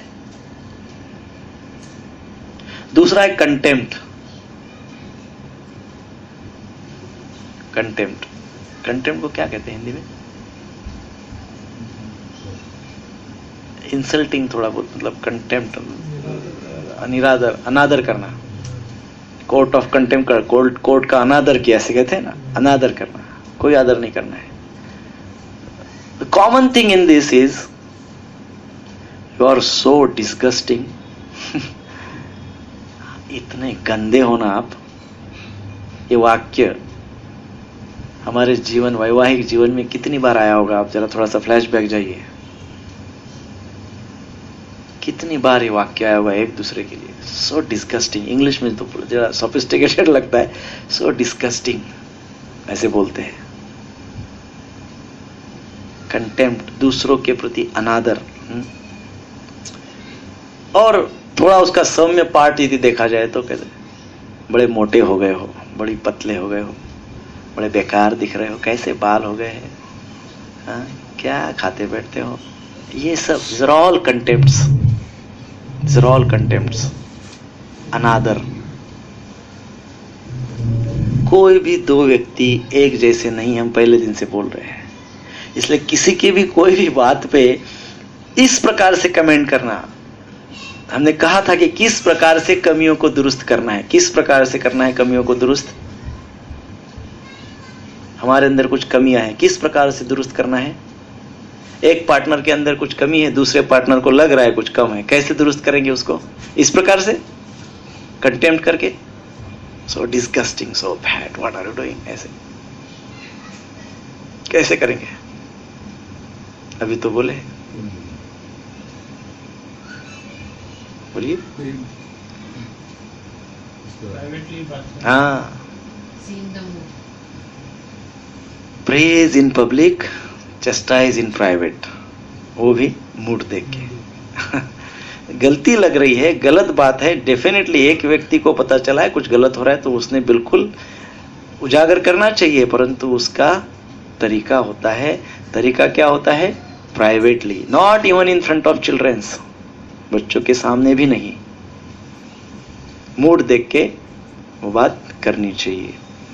परंतु इस प्रकार से जो एक्सप्रेशंस हम देते हैं उसका अर्थ ये होता है कि हमारे लिए वो जो सामने की व्यक्ति है वो क्या है? इन्फेरियर है, अनवर्दी है, ये व्यक्ति हमारे लिए निरर्थक है। जो व्यक्ति दो में से एक, कोई भी पति हो या पत्नी हो, इस प्रकार से दूसरे के लिए शब्द का प्रयोग करता है तो उस समय उस शब्द का और उस भाषा का और उस भाव का अर्थ होता है कि वो पति या पत्नी उनके लिए निरर्थक है, useless. So happy married life यदि चाहते हैं तो ये बहुत भयंकर पॉइजन है, इसको दूर रखिए। कौन सा? कंटेम्प्ट। पहला कौन सा हुआ? क्रिटिसिज्म। दूसरा कौन सा हुआ? अब तीसरा है ये बहुत कॉमन बात है, डिफेंसिव नेचर होता है बहुत भक्तों का, बहुत लोगों का। डिफेंसिव यानी कैसे? हम हमेशा मेरे ही बारे में बोलते रहते हो, वो 3-4 साल पहले तुमने भी तो ऐसे ही बोला था। हाँ, उस 1919 में आपने ऐसे ही बोला था, फलाने पूर्णिमा के दिन दोपहर को 2 बजे आपने ऐसे ही बोला था। मेरे बारे में क्या बोलते रहते हो? मुझे ये क्या सिखाते हो? आपने भी यही किया था 4 दिन पहले। डिफेंसिव, मेरी मिस्टेक हो गई है, मेरी गलती हुई है, परंतु I am so much defensive that I don't accept it. मैं उसको रिजेक्शन का कौन सा बहाना ढूंढा है? उसकी गलती निकाला है। अब ये क्या हो जाएगा? यहां से सत्र शुरू हो जाएगा। आपने क्या किया है? ट्रिगर खींचा है। जब कोई बंदूक का, मशीन गन का ट्रिगर खींचते हैं तो क्या होता है? एट ए टाइम 50-60 बुलेट्स आ जाइए, धड़ धड़ धड़ धड़ धड़ धड़। एक तो गलती की है, मैंने गलती की है, और मैंने गलती की तो मैं मेरे पत्नी को कह रहा हूं, मुझे क्या समझा रहे हो, मुझे क्या सिखा रहे हो? 2 साल पहले तो तुमने ऐसा ही किया था, ये देखो। अच्छा, मैंने ट्रिगर खींच लिया, 2 साल पहले उनकी भी गलती निकाल दी, वो ट्रिगर पॉइंट है। वो खींचने से भी उधर से 50-60 गोलियां मेरे ऊपर फायर होगी। मैंने अभी तक कितनी गलतियां की शादी होने के पश्चात, वो डेट वाइज मुझे सुनना पड़ेगा, और जब मैं ये सुनूंगा तो मेरी सहनशीलता भंग हो जाएगी। तो मैं क्या करूंगा? उनका भी लिस्ट निकालेगा। हाथ में ग्लास है तो फेंक दूंगा, सामने टीवी है तो फोड़ दूंगा या जोर जोर से चिल्लाऊंगा, उनका भी लिस्ट। क्योंकि अभी उधर से फायरिंग हुआ है ना, प्रभु, तो घायल हो जाऊंगा। 50-60 गोलियां चली है, ट्रिगर मैं नहीं खींचा, गोलियां 50-60 चली है, और घायल मैं ही हो जाऊंगा। डिफेंसिव होने से इस प्रकार से समस्याएं बढ़ जाती है। डिफेंसिव होने की आवश्यकता नहीं, यदि गलती है समझो किसी की भी, तो उसको स्वीकार करके सॉरी 2 शब्द से तो सब खत्म हो जाता है। वो आगे सर्कल साइकिल नहीं बनती है उसकी, वहीं पे वो स्टॉप हो जाता है सॉरी बोलने से, क्षमा मांगने से। परंतु ये बात का और मैं एक बार बोल रहा हूं, ध्यान रखे कि किसी की भी गलती निकालना हो, गलती कहना हो तो डू इट प्राइवेटली, और वो भी मूड देख के। अच्छा मूड है, सोबर मूड है, समझने का, सुनने का पोजीशन है, उस समय सुना ही है। ऐसा नहीं है कि any time all the time आप सुनाते रहो और वो कोई सुनता रहे, तो ये फिर फ्रेंडशिप नहीं है। This is not friendship, right. और चौथा है जो हमने अभी अभी बोला है, स्टोन वॉलिंग, क्रिटिसिज्म, कंटेम्प्ट, तीसरा क्या है, डिफेंसिवनेस, और चौथा है स्टोन वॉलिंग। अभी अभी जो हमने बात की है स्टोन वॉलिंग, कोई भी प्रश्न का उत्तर देने के लिए रिफ्यूज करना, रिफ्यूजिंग ऑल आंसर्स। आपने सुबह ऐसे किया, ऐसे कैसे सब्जी लाया, वो तो कच्ची थी, वो तो बेकार सड़ा हुआ पालक था, खराब एप्पल था, ऐसे ऐसे सब किया। अपने प्रभु जी बैठे हैं, ऐसे कोई टेप रिकॉर्ड चल रहा है और आराम से बैठे हुए हैं। इसका अर्थ यह है कि व्यक्ति रिफ्यूज करता है कुछ भी सुनने के लिए। आप बोलते जाओ, दूसरा सुनते जाएगा। He is not basically listening, वो रिफ्यूज कर रहा है। अल्टीमेटली आप जो कह रहे हो उससे वो उसको रिफ्यूज कर रहे हैं, और रिफ्यूज करना अर्थात नो कोऑपरेशन। आप जो भी कोई बात कर रहे हैं, आप एक पार्टनर जो भी कुछ बात कर रहे हैं, दूसरा पार्टनर उसको रिफ्यूज कर रहे हैं। दूसरे पार्टनर रिफ्यूज कर रहे हैं, कैसे? सुन ही नहीं रहे। उसका अर्थ क्या होता है? No cooperation anymore, anymore. आप कितने भी बार प्रयास कीजिए, आपके एफर्ट्स निरर्थक जाने वाले हैं, क्योंकि कोऑपरेशन नहीं होगा। और इसी बात से, ये सबसे भयंकर बात है, इसी बात से हमारा हैप्पी मैरिड लाइफ हेल बन जाता है, नर्क बन जाता है। क्योंकि यही ऐसा भयंकर पॉइंट, टर्निंग पॉइंट है मैरिड रिलेशनशिप का, जो एकदम डिस्गस्टिंग सिचुएशन पे ले जाता है ना। एक्चुअली होता क्या है, क्रिटिसाइज कर करके वो व्यक्ति इतना नंब हो जाता है कि उसकी रुचि समाप्त हो जाती है, इंटरेस्ट समाप्त हो जाता है, उत्साह समाप्त हो जाता है, वो सुनता ही नहीं है, नेवर लिसन्स। मैरिड लाइफ के लिए दो बातें बहुत महत्वपूर्ण है, जो कि कम्युनिकेशन के अंदर आती है। हम वैवाहिक जीवन में सबसे महत्वपूर्ण मुद्दा क्या है? कम्युनिकेशन। ऐसे तो अभी सभी फील्ड में महत्वपूर्ण मुद्दा कम्युनिकेशन है, बट मैरिड लाइफ के लिए अतिशय महत्वपूर्ण मुद्दा है कम्युनिकेशन। मनुष्य जीवन के लिए तो वही पहचान है, मनुष्य जीवन की वही पहचान है ना, कम्युनिकेशन। हमारी दूसरी कोई पहचान नहीं, ओनली वन पहचान, कम्युनिकेशन। अब ये कम्युनिकेशन जो है, ये कम्युनिकेशन बंद हो जाता है। जो हैप्पी मैरिड लाइफ होता है, जो आनंदी वैवाहिक जीवन होता है, आप यदि देखें, थोड़ा किसी को देखा होगा तो आप देखिए कम्युनिकेशन किस प्रकार से है।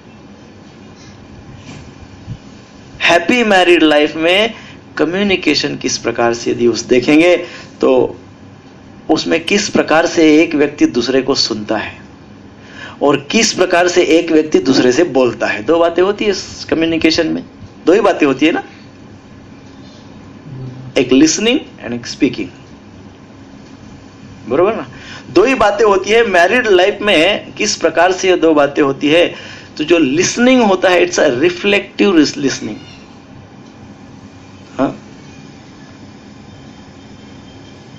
रिफ्लेक्टिव लिसनिंग अर्थात आप कुछ बोल रहे हो, it should reflect in my mind. वो मैं उसको अच्छे से उसको समझ रहा हूं, रिफ्लेक्शन हो रहा है उसका, पूरी तरह से मैं उसको आत्मसात कर रहा हूं। Reflective listening and respectful speaking, ये कम्युनिकेशन के दो महत्वपूर्ण पहलू है मैरिड लाइफ में। यानी आपने कुछ कहा है, पति ने कुछ कहा या पत्नी ने कुछ कहा है, तो पति एकदम पूरा मन लगा के सुने, हाँ, एकदम उत्कंठित होके। रिफ्लेक्टिव लिसनिंग अर्थात वो सुनने के पश्चात उसके ऊपर विचार हो रहा है और विचार होने के पश्चात उसके ऊपर अमल हो रहा है, उसको कहते हैं रिफ्लेक्टिव लिसनिंग। लिसनिंग होने के पश्चात, सुनने के पश्चात, श्रवण होने के पश्चात मनन होगा और मनन के पश्चात तुरंत उसके ऊपर एप्लीकेशन होगा, रिफ्लेक्टिव लिसनिंग। और स्पीकिंग कैसा है? स्पीकिंग कैसा है? तो तुम्हें मैं थोड़ी है, रिस्पेक्टफुल। सो अभी ये महामंत्र के पश्चात हमने बहुत सारे मंत्र आपको बताया है, और मंत्र में एक और ये मंत्र डाल दीजिए। कौन सा? रिफ्लेक्टिव लिसनिंग अर्थात ध्यान से श्रवण, ध्यान से सुनना। रिस्पेक्टफुल स्पीकिंग अर्थात आदरपूर्ण बोलना, आदरयुक्त बोलना। सुनना कैसे? ध्यान से। बोलना कैसे? आदर से, रिस्पेक्ट से। किसके साथ? अपने परिवार की बात कर रहा हूं, बाकी बाहर की बात नहीं, बिजनेस की बात नहीं है। पारिवारिक जीवन में पति पत्नी के बीच में कम्युनिकेशन इस प्रकार से हो कि जो कोई एक वाक्य, मतलब पत्नी शब्द बोल रही है तो पति के हृदय में ऐसा कुछ हृदय द्रवित हो जाना चाहिए कि एक एक शब्द को उसने अपने कान में डाल देना चाहिए। बहुत बार पति लोग निग्लेक्ट कर देते हैं, मैं इतना बिजी हूं, इतने काम है, क्या फालतू बकवास चल रहा है। It is wrong, very wrong, क्योंकि इसका आगे जाके साइकिल बनेगा। आपके प्रत्येक एक्शन का आगे जाके साइकिल बनता है। जो साइकिल बनेगा, जो चक्र बनेगा, जो उस चक्र में हम ही फंसने वाले हैं। तो चक्र मत बनने दो, चक्र मत बनने दो। उससे अच्छा क्या है? शांति से सुनो एंड देन रिस्पेक्टफुल स्पीकिंग। उसके ऊपर जवाब जब देंगे आप, उस दिन देना आवश्यक नहीं, उस क्षण देना आवश्यक नहीं, 8 दिन बाद दो, नो मैटर, बट कैसा जवाब हो? रिस्पेक्टफुल हो। रिलेशनशिप, मैरिड रिलेशनशिप में रिस्पेक्ट होगा तभी पवित्रता रहेगी। पति पत्नी के रिलेशनशिप में आदर होगा तभी पति पत्नी के रिलेशनशिप की पवित्रता रहेगी। आदर नहीं होगा, आदर को एक दूसरे का नहीं करेंगे तो पवित्रता नहीं रहेगी। हरे कृष्णा कृष्णा कृष्णा हरे हरे, हरे राम राम राम हरे हरे। सो अभी जो हम कम्युनिकेशन करते हैं, आजकल कम्युनिकेशन नहीं होता है ऐसी बात नहीं है, पर जो कम्युनिकेशन होता है वो कम्युनिकेशन का अर्थ समस्याओं को सुलझाना नहीं होता है कि नहीं? मान लो कोई समस्या उत्पन्न हो गई, वैवाहिक जीवन में कुछ समस्याएं हैं, तो कम्युनिकेशन होता है, पति पत्नी बैठते हैं, डिस्कस करते हैं, कई बार काउंसलर्स के पास जाते हैं, सब होता है। परंतु वो कम्युनिकेशन का उद्देश्य क्या होता है? वो कम्युनिकेशन का उद्देश्य वो प्रॉब्लम को सॉल्व करना नहीं होता है, बल्कि ज्यादातर एक दूसरे को सुनना और सुनाना, यही होता है। नहीं, आजकल ऐसा ही कम्युनिकेशन होता है पति पत्नी में।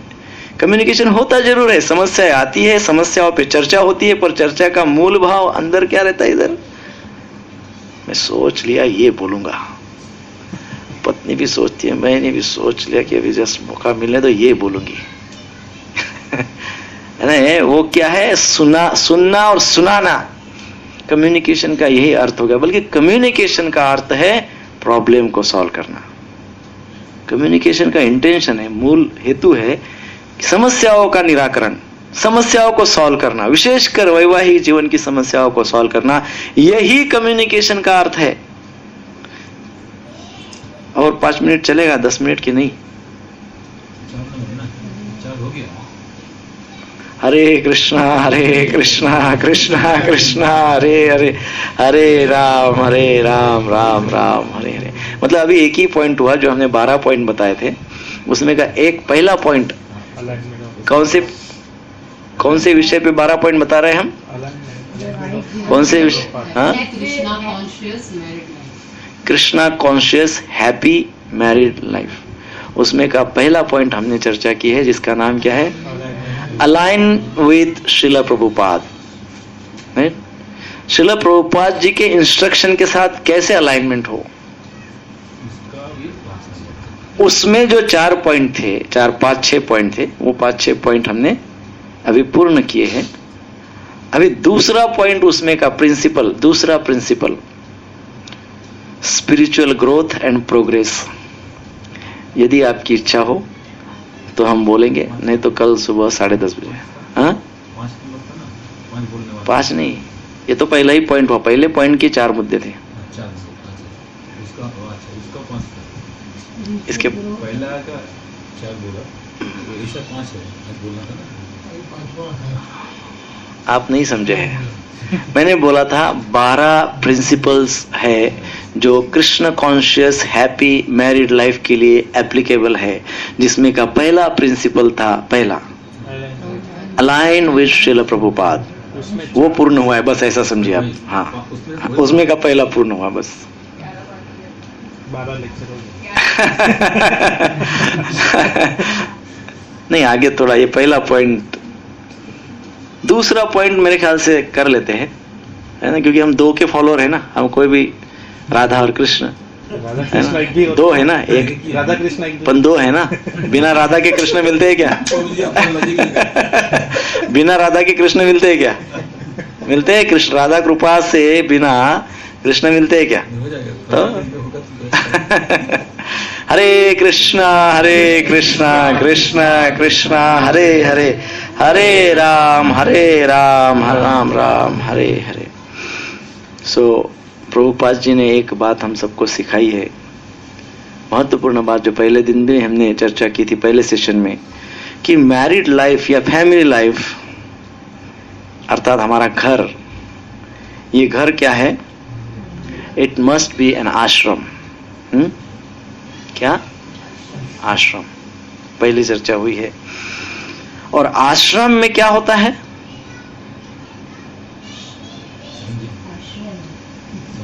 आश्रम में क्या होता है? आश्रम में स्पिरिचुअल ग्रोथ होती है, राइट? इसीलिए उसको आश्रम कहते हैं। ब्रह्मचारी आश्रम, अर्थात उस आश्रम में उन ब्रह्मचारियों की आध्यात्मिक प्रगति हो रही है ना। वानप्रस्थ आश्रम, अर्थात उस वानप्रस्थ में, वानप्रस्थ की स्थिति में उनकी आध्यात्मिक प्रगति हो रही है। संन्यास आश्रम, ऐसे गृहस्थ को भी आश्रम प्रभुपाद जी कहते हैं, गृहस्थ आश्रम। अर्थात यहां पे भी क्या है? हमारी स्पिरिचुअल ग्रोथ, आध्यात्मिक प्रगति हो और आध्यात्मिक प्रैक्टिस भी हो।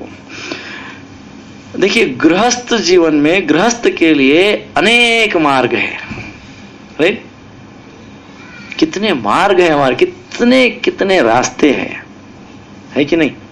अनेक अनेक रास्ते, अनेक अनेक मार्ग है। स्पिरिचुअल एक मार्ग है, इकोनॉमिकल भी एक मार्ग है, सोशल भी एक मार्ग है, इमोशनल भी एक मार्ग है। गृहस्थ जीवन में वो सोशल भी हो सकता है, वो थोड़ा एकदम टिपिकल व्यापारी व्यवहारिक होके इकोनॉमिकली भी उस मार्ग पे भी जा सकता है, या बड़ा भावुक वगैरह होके कुछ भी मतलब इमोशनल स्तर पे प्रोग्रेस कर सकता है, वो भी उसके लिए एक मार्ग है। और स्पिरिचुअल भी एक मार्ग है। सो गृहस्थ के लिए अनेक मार्ग है कि नहीं? परंतु आध्यात्मिकता यदि कोई स्वीकार करता है, स्पिरिचुअल मार्ग को यदि वो अपनाता है, तभी उसके घर का आश्रम होता है, तभी उसके घर में आनंद की प्राप्ति हो सकती है, तभी भगवान उसके जीवन के केंद्र हो सकते हैं। उसके जीवन के केंद्र भगवान हो सकते हैं। कब? जब हम स्पिरिचुअल मार्ग को अपनाएंगे। हरे कृष्णा कृष्णा कृष्ण हरे हरे, हरे राम राम राम। और जब इस प्रकार से स्पिरिचुअल मार्ग को हम अपनाएंगे तो हम गृहस्थ कहलाएंगे। और गृहस्थ का गृहस्थ आश्रम का और कुछ मुख्य विशेष बातें श्रील प्रभुपाद जी ने बताई है।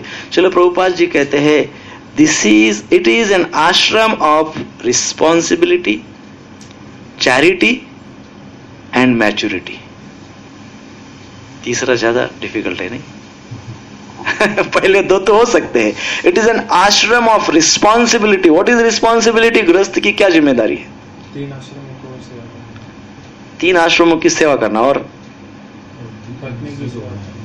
हाँ? हाँ? आप वही उत्तर दीजिए जो आप करते हैं, अन्यथा उसको हिपोक्रेसी कहा जाता है। अन्यथा उसको क्या आप कहेंगे पत्नी की सेवा आप करते हैं तो ऐसा जवाब दीजिए, नहीं करते तो वो जवाब रॉन्ग। माता जी को तो सब करते हैं, माता जी को पूछता हूं मैं। सो रिस्पॉन्सिबिलिटी, चैरिटी एंड मैच्योरिटी, यह गृहस्थ आश्रम में आवश्यक बातें हैं, अत्यावश्यक बातें हैं। गृहस्थ आश्रम की रिस्पॉन्सिबिलिटी क्या है? एक दूसरे की आध्यात्मिक उन्नति करना, है ना?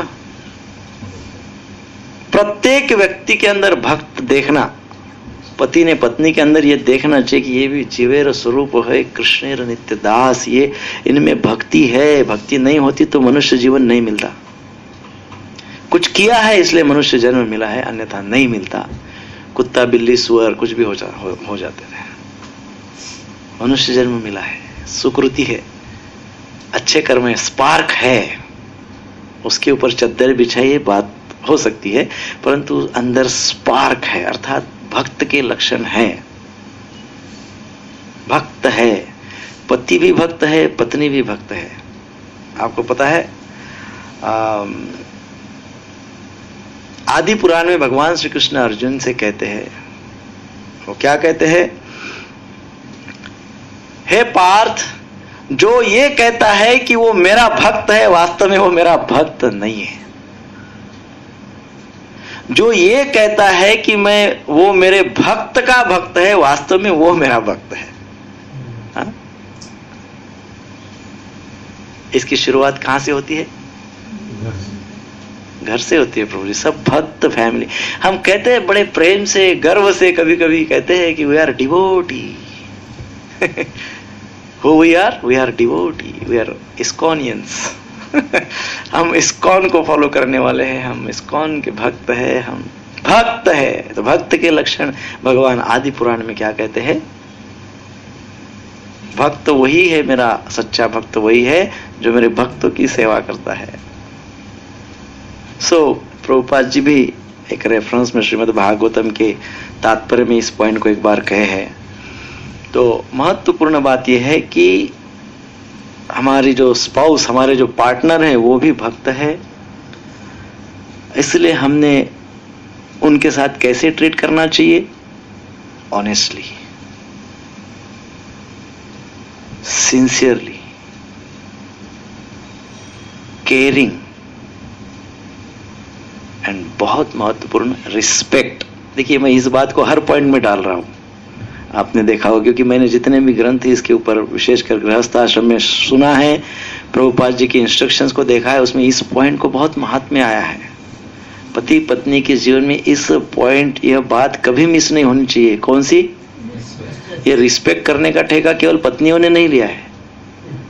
हमारे समाज में बहुत ही भयंकर बड़ी भ्रांति है। वो क्या सोचते हैं? पत्नी ही पति का रिस्पेक्ट करे बस, और पति कुछ भी करे। तो ये कौन सी भक्ति है? ये कौन सा भक्त है? It's bad, it's wrong. Prabhupada ji इसके लिए एकदम मनाही करते हैं। प्रभुपाद जी कहते हैं मैरिड लाइफ में पत्नी इज अर्धांगिनी। बिना पत्नी के पुरुष अधूरा है। इस बात को ध्यान में रखना होगा। यदि हम रिस्पेक्ट एक्सपेक्ट करते हैं तो पहले रिस्पेक्ट हमको देना पड़ेगा। रिस्पेक्ट देने से रिस्पेक्ट मिलता है, ऐसे कई बार व्यवहारिक भाषा में लोग कहते हैं। मान देने से मान पाओगे, मान नहीं दोगे तो मान क्या पाओगे? हरे कृष्णा कृष्णा कृष्णा हरे हरे, हरे राम राम राम हरे हरे। महत्वपूर्ण बात यह है कि एक दूसरे के प्रति ये ऑनेस्टी, सिंसियरिटी, रिस्पेक्ट, केयरिंग, ये सब पहले हुआ है। ये चारों पॉइंट पहले हुए हैं ना, ये हुए। हमने जो बातें बताई कौन सी फिर एक बार रिपीट करते हैं। हमने ये पूछा था प्रश्न, ये बताया था पहले, और फिर प्रश्न पूछा था कि ऐसी कौन सी 4 बातें हैं जो हमारे वैवाहिक जीवन में होनी ही चाहिए।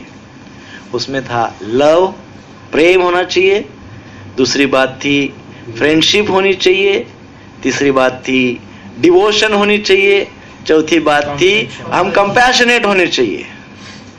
तो प्रेम का लक्षण क्या है? वैवाहिक जीवन में प्रेम पति पत्नी का है, कैसे पता चलेगा? लक्षण क्या है? दोनों एक दूसरे की केयर करते, दे आर केयरिंग। दूसरी बात हमने कही थी फ्रेंडशिप पति पत्नी में, पति और पत्नी एक दूसरे के इंटीमेट फ्रेंड्स है। बट इसका लक्षण क्या है? फ्रेंडशिप का लक्षण क्या है? अभी फिर से मत बोलिए। No domination, no domination. एक दूसरे को डोमिनेट नहीं करते, इसका सरल अर्थ यह हो जाता है कि दोनों बहुत अच्छे फ्रेंड हैं। फिर डिवोशन का डिवोटी है, दोनों भक्ति में है। कैसे पता चलेगा? इसका लक्षण क्या है? पवित्रता है, सैक्रेड। दोनों की रिलेशनशिप में पवित्रता है, दोनों एक दूसरे को प्रोटेक्ट करते हैं। पत्नी भी पति का प्रोटेक्शन करती है और पति भी पत्नी का प्रोटेक्शन करते हैं। पवित्रता है उनकी रिलेशनशिप में, नो डाइवर्जेंस।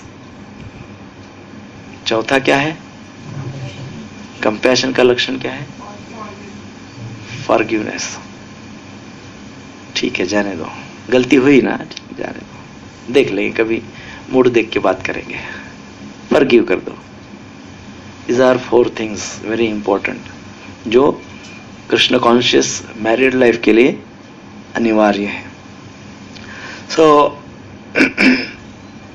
अभी हम जो चर्चा कर रहे हैं प्रभुपाद जी के इंस्ट्रक्शन के अनुसार कैसे जीवन यापन करना चाहिए, उसमें प्रभुपाद जी कहते हैं उनको भक्त के जैसा एक दूसरे को ट्रीट करना चाहिए। दोनों भक्त है, एक दूसरे की सेवा करते हैं, उन एक दूसरे की सेवा से भगवान श्री कृष्ण प्रसन्न हो जाते हैं। क्योंकि हमारा मूल स्किल क्या है? कम्युनिकेशन। हम एक दूसरे को कम्युनिकेट करते हैं, कम्युनिकेट करते वक्त भक्ति करते हैं, अर्थात सेवा करते हैं। और यदि हम इस प्रकार से कम्युनिकेट करते रहते हैं तो हमारे मैरिड लाइफ में आध्यात्मिकता का स्थान उच्च कोटि का हो जाएगा। हमारा कम्युनिकेशन जितना स्ट्रांग होते जाएगा उतना हमारे वैवाहिक जीवन में आध्यात्मिकता का स्थान प्रधान होते जाएगा। ये देखिए, आप करके देखिए, ये सब करके देखिए, फिर प्रश्न पूछिए। प्रभुपाद जी ने कभी एक शब्द के ऊपर बहुत कमेंट्स की है, इफ। किसी ने पढ़ा है, किसी ने सुना है क्या? मैं भूल गया हूं, पर मैं फिर से पढ़ के आऊंगा, फिर बताऊंगा। इफ ये जो शब्द है, प्रभुपाद जी कहती है इफ शब्द का एकदम थर्ड क्लास शब्द है, एकदम इसको उपयोग नहीं करना चाहिए। हाँ लेकिन, हाँ प्रभु जी बहुत अच्छा लगा, लेकिन इफ। प्रभु जी आपने वो प्रभुपाद जी का इंस्ट्रक्शन अच्छा बताया है, लेकिन वो तो ऐसा, लेकिन very bad word. Prabhupada ji कहते अच्छा वर्ड कौन सा है पता है आपको? When. Prabhu ji when will I do this? Prabhu ji when can I start this? अरे आपने जो बताया, अरे when will I start this? लालायित एकदम उत्साह, जोर से एकदम, कैसे शुरू करूंगा ये, कब कर सकता हूँ ये? ईफ वगैरह अभी सबको 5-7 साल तो सबको भक्ति में हो गए हैं, क्या इफ चल रहा है अभी, उधर इर्द गिर्द घूम रहे हैं। So communication skill can promote spirituality in married life as we communicate with lord. हमारा संप्रदाय का मूल तत्व क्या है? अभी बताया, वही क्या बताया था, संप्रदाय का मूल तत्व ही हमारा कम्युनिकेशन है। हम भगवान को कैसे प्रसन्न करते हैं? मौन व्रत धारण करके। कौन कौन भगवान को प्रसन्न किए इसमें से? मौन व्रत धारण करने से हम भगवान को प्रसन्न कर सकते हैं क्या? हमारे गुरु परंपरा के इंस्ट्रक्शन, साधु गुरु और शास्त्र के अनुसार हम मौन व्रत, कभी सुना है आपने किसी ने मौन व्रत किया है? कोई मौन व्रत नहीं करते। हमारा प्रिंसिपल, हमारे संप्रदाय का प्रिंसिपल क्या है? Communication with Lord. सुनो, सुनाओ, भगवान के विषय में सुनो और भगवान को सुनाओ। क्या सुनाओ? अपना भाव सुनाओ। श्रवण कीर्तन स्मरण विष्णु, श्रवण कीर्तन स्मरणम पाद सेवनम। सबसे पहले 2 अंग क्या है? श्रवण करो और कीर्तन करो, ये तो कम्युनिकेशन ही है। और क्या है कीर्तन करने का अर्थ? क्या है? भगवान के साथ कम्युनिकेट, भगवान के नाम का जप कर रहे हैं, अर्थात भगवान के साथ हम डिस्कस कर रहे हैं, भगवान के साथ चर्चा कर रहे हैं। सो इस प्रकार से हम कम्युनिकेट करते हैं, ये हमारा प्रिंसिपल ही है। इसके कारण हमारी और भगवान की रिलेशनशिप डेवलप हो जाती है, कम्युनिकेशन के कारण। राइट? होती है कि नहीं होती है? होती है कि नहीं होती है? कम्युनिकेशन हो तो, कम्युनिकेशन नहीं हो तो नहीं होगी। एक कम्युनिकेशन के सारा कारण हमारी और भगवान की रिलेशनशिप डेवलप हो जाती है। तो ये तो अपने भौतिक रिलेशनशिप है यहाँ की, ये भी कम्युनिकेशन से ही डेवलप होती है। इसमें भी कम्युनिकेशन चाहिए, लेकिन कम्युनिकेशन कैसा होना चाहिए? ऑनेस्ट, सिंसियर, केयरिंग और रिस्पेक्टफुल होना चाहिए। ठीक है? अभी आप सभी को नींद आ रही है, इसलिए मैं यहाँ पे समाप्त करता हूँ। कल 10:30 बजे शार्प शुरू करते हैं, लेट नहीं आना कृपा करके। 10:30 बजे ही आइए, रविवार है, उसका पूरा लाभ उठाएंगे और ये विषय को कल समाप्त करने का मेरा पूरा पूरा पूरा प्रयास है, क्योंकि अभी 5वां क्लास है, 5 रविवार इसमें गए हैं और भगवत गीता बहुत पीछे रह गई। सो कल 10:30 बजे से समाप्त होने तक। Hare Krishna Krishna Krishna Hare Hare, Hare Ram Ram Ram Hare Hare. Any question? Time ही नहीं मिलता ना वो। Spiritual growth and progress. Question पूछने का टाइम नहीं। नहीं पूछो ना, कहाँ टाइम नहीं देता? हर टाइम तो आधा घंटा प्रश्न पूछते। अभी पूछिए। अभी बज रहे तो बजते तो रहेंगे, तो बजते भी और बजाते भी। कल तो रविवार है। 10:30 बजे।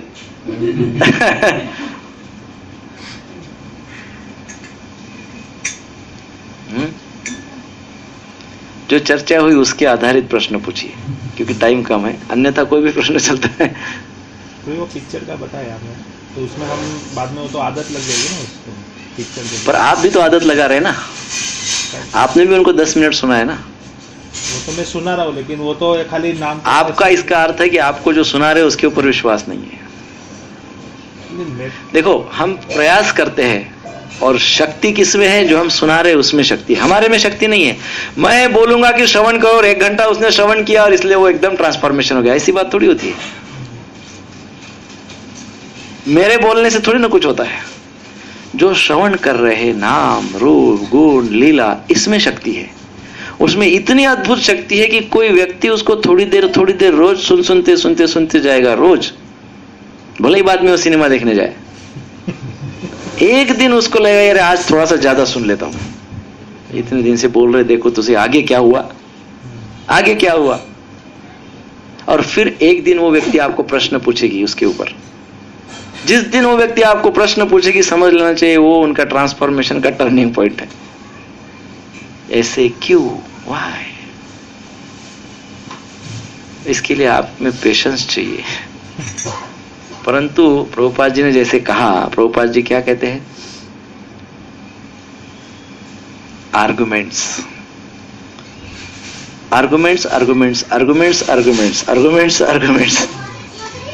यदि आप ऐसा नहीं करते हो और आप मंदिर में जाते हो और माताजी सिनेमा में जाती है, तो घर में कलह और कलह ही रहेगा। एक दिन ऐसा आएगा कि आपको मंदिर भी छोड़ना पड़ेगा, भक्ति भी छोड़नी पड़ेगी, सब कुछ छोड़ना पड़ेगा। इसलिए हमारे जो प्रभुपाद जी की प्रिंसिपल है उसके अनुसार हमको क्या करना चाहिए?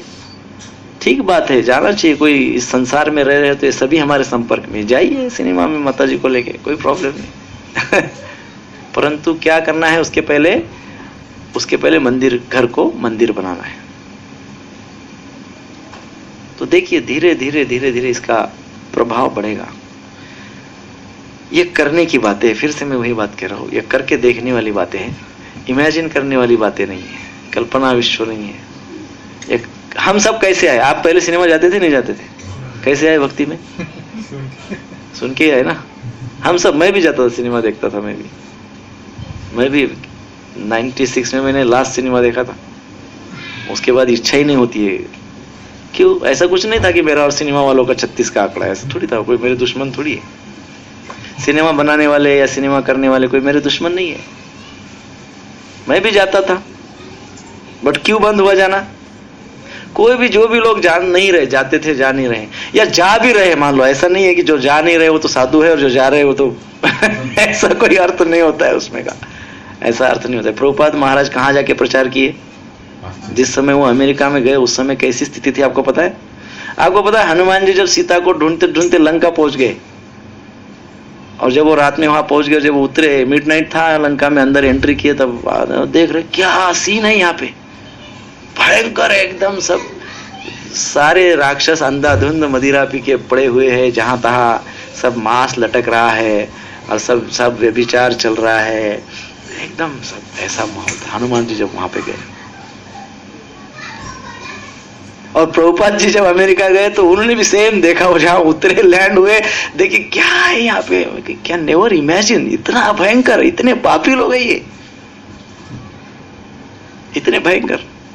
लेकिन प्रभुपाद जी ये सोचती, अरे अरे अरे अरे ये तो गोमांस खाने वाले हैं, छी छी। जैसे अपने कुछ नीति शास्त्र कहते हैं, कुछ शास्त्रों में कुछ साधु लोग कहते हैं, क्या कहते हैं, जो एक बार 7 समुंदर पार कर गया उसका तो धर्म भ्रष्ट हो गया। प्रभुपाद जी ऐसे सोचते, तो वो गए, वहां पे गए, ऐसे ऐसे लोगों को प्रचार किया, और उन्होंने ऐसे कुछ भक्त तैयार किए कि उन्होंने भी वहीं पे ऐसी जगह पे प्रचार किया, और वो ऐसे ही लोगों को, पतित लोगों को ही उद्धार करते, पतित लोगों का ही उद्धार करते हैं, उनको वही स्टाइल आ गई है। सो कहने का अर्थ ये है कि कोई व्यक्ति मान लो जा भी रहे होंगे सिनेमा वगैरह वगैरह, परंतु यदि वो अपने अंदर स्थिर है तो उनका उद्देश्य कुछ और है, वो किसी और उद्देश्य से जा रहे हैं, उसका प्रभाव उनके ऊपर नहीं हो रहा है। ये भी हो सकता है कि ये भी पॉसिबिलिटी है, परंतु मोटे तौर पे हमको पहले अपने आप के, अपने अंदर की स्थिरता को बढ़ाना है, हमको स्टेबलाइज होना है, हमारे घर को मंदिर बनाना है, और फिर जो भी इस प्रकृति के हम संपर्क में है, यथा स्थिति काल परत्वे, उस समय जो भी स्थिति उत्पन्न होती है, जैसे भी प्रकृति के संपर्क में है, उसके साथ हम अच्छे से डील कर सकते हैं, यदि हमने अपने घर को मंदिर बनाया है। तो इस भौतिक जगत में आए हैं तो यहां से भाग तो नहीं सकते, है माया है, बेकार है, ऐसा है। इसलिए पहले ही लेक्चर में हमने, पहले ही सेशन में कहा कि ये शब्द पहले निकाल दो अंदर से, ये हमारे जीवन को नर्क बना देंगे। है पत्नी, मैरिड लाइफ सब माया है, ऐसा कोई सोच रहा होगा तो बहुत बड़ी भूल में, बहुत भयंकर पाप कर रहा है, ऐसा समझिए। जीवन में तो क्या, कई जीवन में उसको भक्ति नहीं मिलेगी, ऐसा नहीं है। उसके कारण आगे हम चर्चा करेंगे बहुत सारे आगे के पॉइंट्स में। हरे कृष्णा कृष्णा कृष्णा हरे हरे, हरे राम राम राम हरे हरे। श्रील प्रभुपाद की